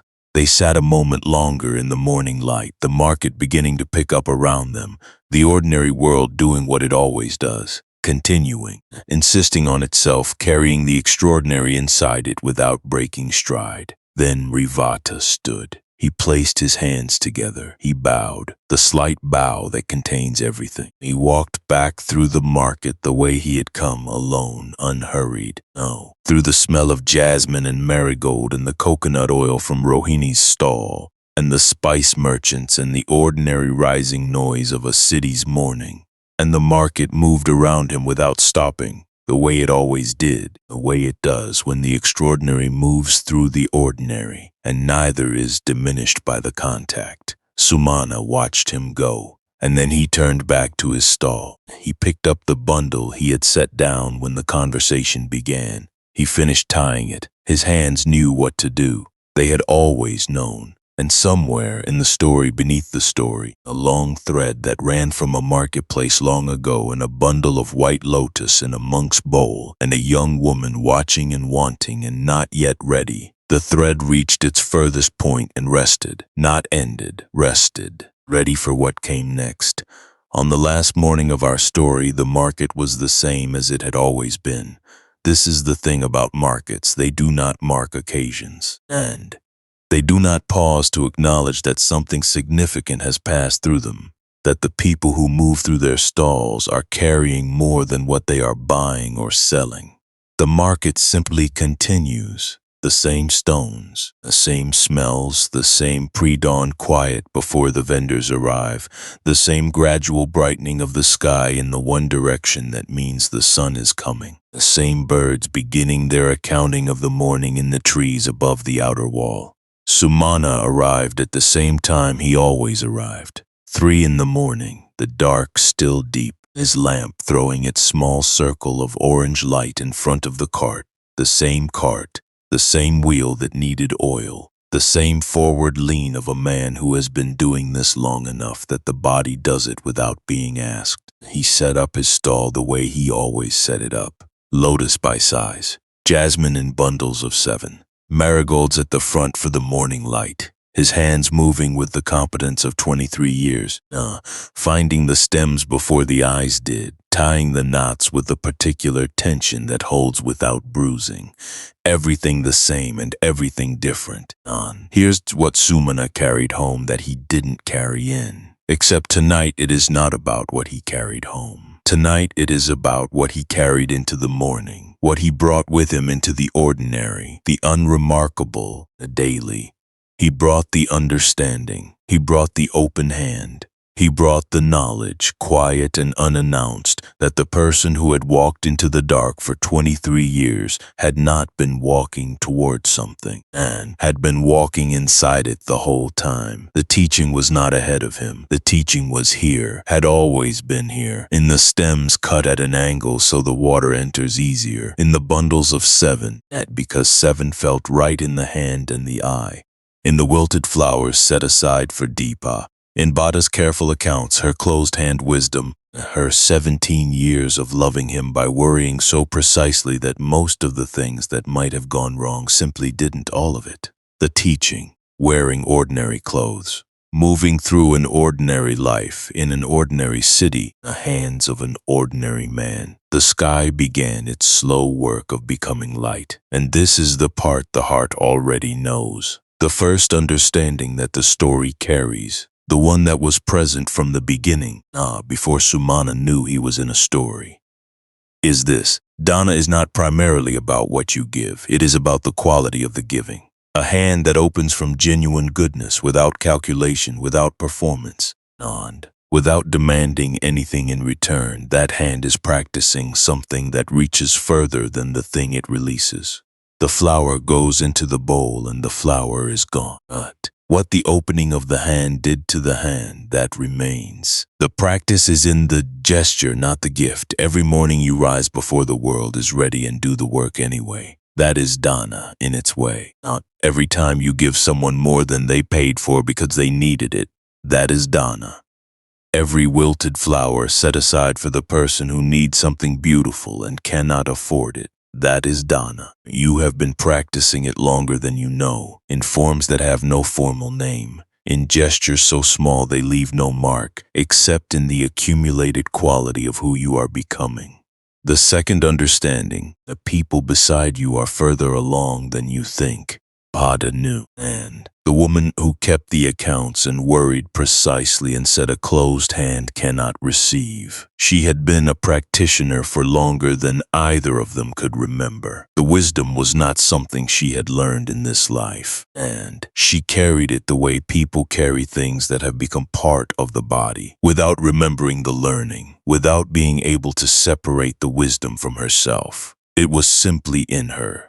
It had always been in her, and Cāḷī, 9 years old, flower on her hands, found coins in a cloth bag. Cāḷī, with her clear eyes and her mother's patience and her direct, simple knowledge that you put the heavy thing down by putting it down. The teaching does not arrive only through formal channels. It arrives through children, through old women, through merchants who have been watching for 60 years, through the monk who sweeps the courtyard before dawn, and through everyone who shows up honestly in the dark. Look at the people beside you. They know more than they have said. The third understanding, the one that takes the longest to arrive, the one that the whole of the story was building toward, the one that lives underneath every chapter like the ground lives underneath a road. The practice is not elsewhere. It was never elsewhere. Not in the vihara, not in the suttas, not in the robes or the meditation cushion or the correct pronunciation of Pali words. The practice is in the 23 years of pre-dawn mornings, in the honest transaction, in the moment of pausing mid-business because something in you recognized that a monk was walking past your stall and that the moment was asking something of you and that you were for once ready to give it. The ordinary world is the practice world. They are not two things. They were never two things, and now here, Nakulapita appeared at the edge of the stall. He came in the early light before the market had properly started, with the unhurried arrival of a very old man who has learned that arriving early is simply another way of being present. He carried nothing. He was not there to buy cloth or sell cloth or conduct any transaction at all. Now he sat on the stone. His stone by now. The stone where the story had happened repeatedly in the weeks that had passed. Stunned. He looked at Sumana for a moment with the particular look of a man who has been watching something from the beginning and has now seen it reach its end and wants to mark the moment without making too much of it.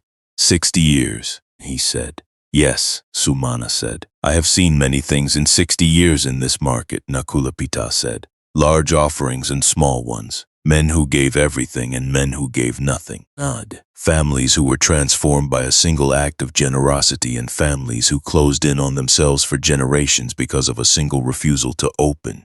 He paused. Do you know what I remember most? Sumana waited. He knew, but he waited. I remember a morning, Nakulapita said, not this season, not recently, a morning years ago, many years ago, when I was still a young man, when I had not yet learned half of what I know now, when I was still the kind of person who watches things without quite understanding what he is watching. He looked at his old hands. There was a flower seller in this market, not you, before you, an older man. Anna felt something very still arrive in his chest. He came to the market before dawn, Nakulapita said, the way all the flower sellers do. And on that morning, I don't know why I was watching him. I don't know what made me look up from my own work. On that morning, a monk passed the stall, and the man stopped what he was doing. He looked at the monk the way you sometimes look at something and know, without being able to explain the knowing, that this moment matters. He was quiet for a moment. He went to his cart, Nakulapita said. He took out the best bundle he had. He gave it with both hands. He paused. Then he went back to work. Just like that. No ceremony, no waiting to be thanked. He went back to tying his bundles as though nothing had happened. Sumana's throat was tight. I have been in this market for 60 years, Nakulapita said. I have seen the large ceremonies and the great processions and the famous donors and the names carved into the gates of the vihara. And what I remember, what has stayed with me, that I still see clearly when I close my eyes, 60 years later, is a man going back to tying his bundles, as though it were the most ordinary thing in the world. He looked at Sumana. It was, he said. That was exactly what it was. The most ordinary thing, and that was everything. The market was beginning around them. The sounds of the first vendors arriving, the first transactions, the first negotiations of the day. The sky had finished its work. It was fully light now, the particular clear light of a morning after rain. Every color slightly more itself than usual. Sumana thought about his father, about hands that had done this work before his, that had made these walk in the dark, that had given the best flowers and gone back to the bundles without waiting for acknowledgement because there was more work to do and the work was the point. He thought about Bada, still sleeping when he had left this morning, her hand resting open on the mat beside her the way it always rested. Open. He thought about Kula Sumana, who would come to the stall this afternoon after his lessons with the questions of a boy who has seen something and cannot stop thinking about it. About Cāḷī, and who would go to the vihara on the full moon with her father beside her for the first time. About Rohini, who would make her offering, not money, something else, something that cost her, and come back to her lentil stall lighter. Down. About Deepa, filling the bowl every morning for a son who was gone, keeping herself connected to something by the daily practice of the small true act. About Kosya, lying awake in his large house with a door in his chest slightly moving, all of them practicing. Without always knowing they were practicing. In the dark, in the ordinary, the daily repetition of small acts that compound invisibly, that accumulate the way silt accumulates, that become, over time, across lifetimes, through the long turning of existence, something the teaching calls liberation, not in some distant life, not in some other body. Here, in this, in the pre-dawn dark, in the market stones, in the bundles of 7 in the hand that opens, here. The word nibbana, the word that gets translated as extinction, as blowing out, as the end of the fire of craving, is not a place. The teaching is clear about this, though the clarity is often lost in the translation. Nibbana is not a destination. It is not the reward at the end of the journey. And it is a quality of the moment, the quality of a moment in which the grasping has stopped, in which the calculating has stopped, in which the hand has opened so completely that there is nothing left to hold and nothing left to fear losing. The 3 seconds of stillness on the courtyard floor, that was Nibbana briefly in seed form, not the full flower. That takes everything the teaching requires, but the seed, the taste of it, the recognition that this is possible, that this is what the practice is moving toward, that this is what has been here all along beneath the noise of the wanting. Sumana had tasted it. He was carrying the taste. He would carry it into every morning from here. Nakulpata stood up from the stone, and he stood with the deliberateness of someone whose body requires preparation for movement, but also with the ease of someone who has made peace with what the body requires. He straightened slowly. He looked at Sumana one last time. Keep going, he said, simply, without decoration. Yes, Sumana said. The old man walked away through the market, the cloth merchant who had been watching for 60 years, who had seen everything and would eventually see no more, who would leave behind no great teaching and no famous name and no inscription on any gate, only 60 years of careful watching and the occasional truth said plainly to the right person at the right moment. It was enough. It's always enough. If this story stayed with you tonight, if some part of it settled somewhere real in you, some image or some phrase or some ordinary detail that found a place it recognized, carry it gently. You don't need to do anything with it tonight. You don't need to change anything, fix anything, start anything tomorrow. The seeds that were planted in you tonight and long before tonight will do what seeds do. They will work in the dark. They will find the water. They will move toward the light with the absolute reliability of things that are alive and want to keep being alive. And tomorrow morning, if you wake up and the world asks you what you have to give, you will know. You have always known. You just needed to hear it in the right way, at the right hour, in whatever quiet the night gave you. Give it, and give it the way Sumana gave it, without calculation, without waiting to see what comes back, without performing it for anyone. Give it the way a flower gives its scent, completely, without holding any back, without knowing who will receive it, without needing to know. Open the hand. That's all. That was always all. Sumana never became famous. His name was not carved into any temple wall. No inscription on any gate bears his mark. No sutta carries his words. No scholar references him in any commentary on any text.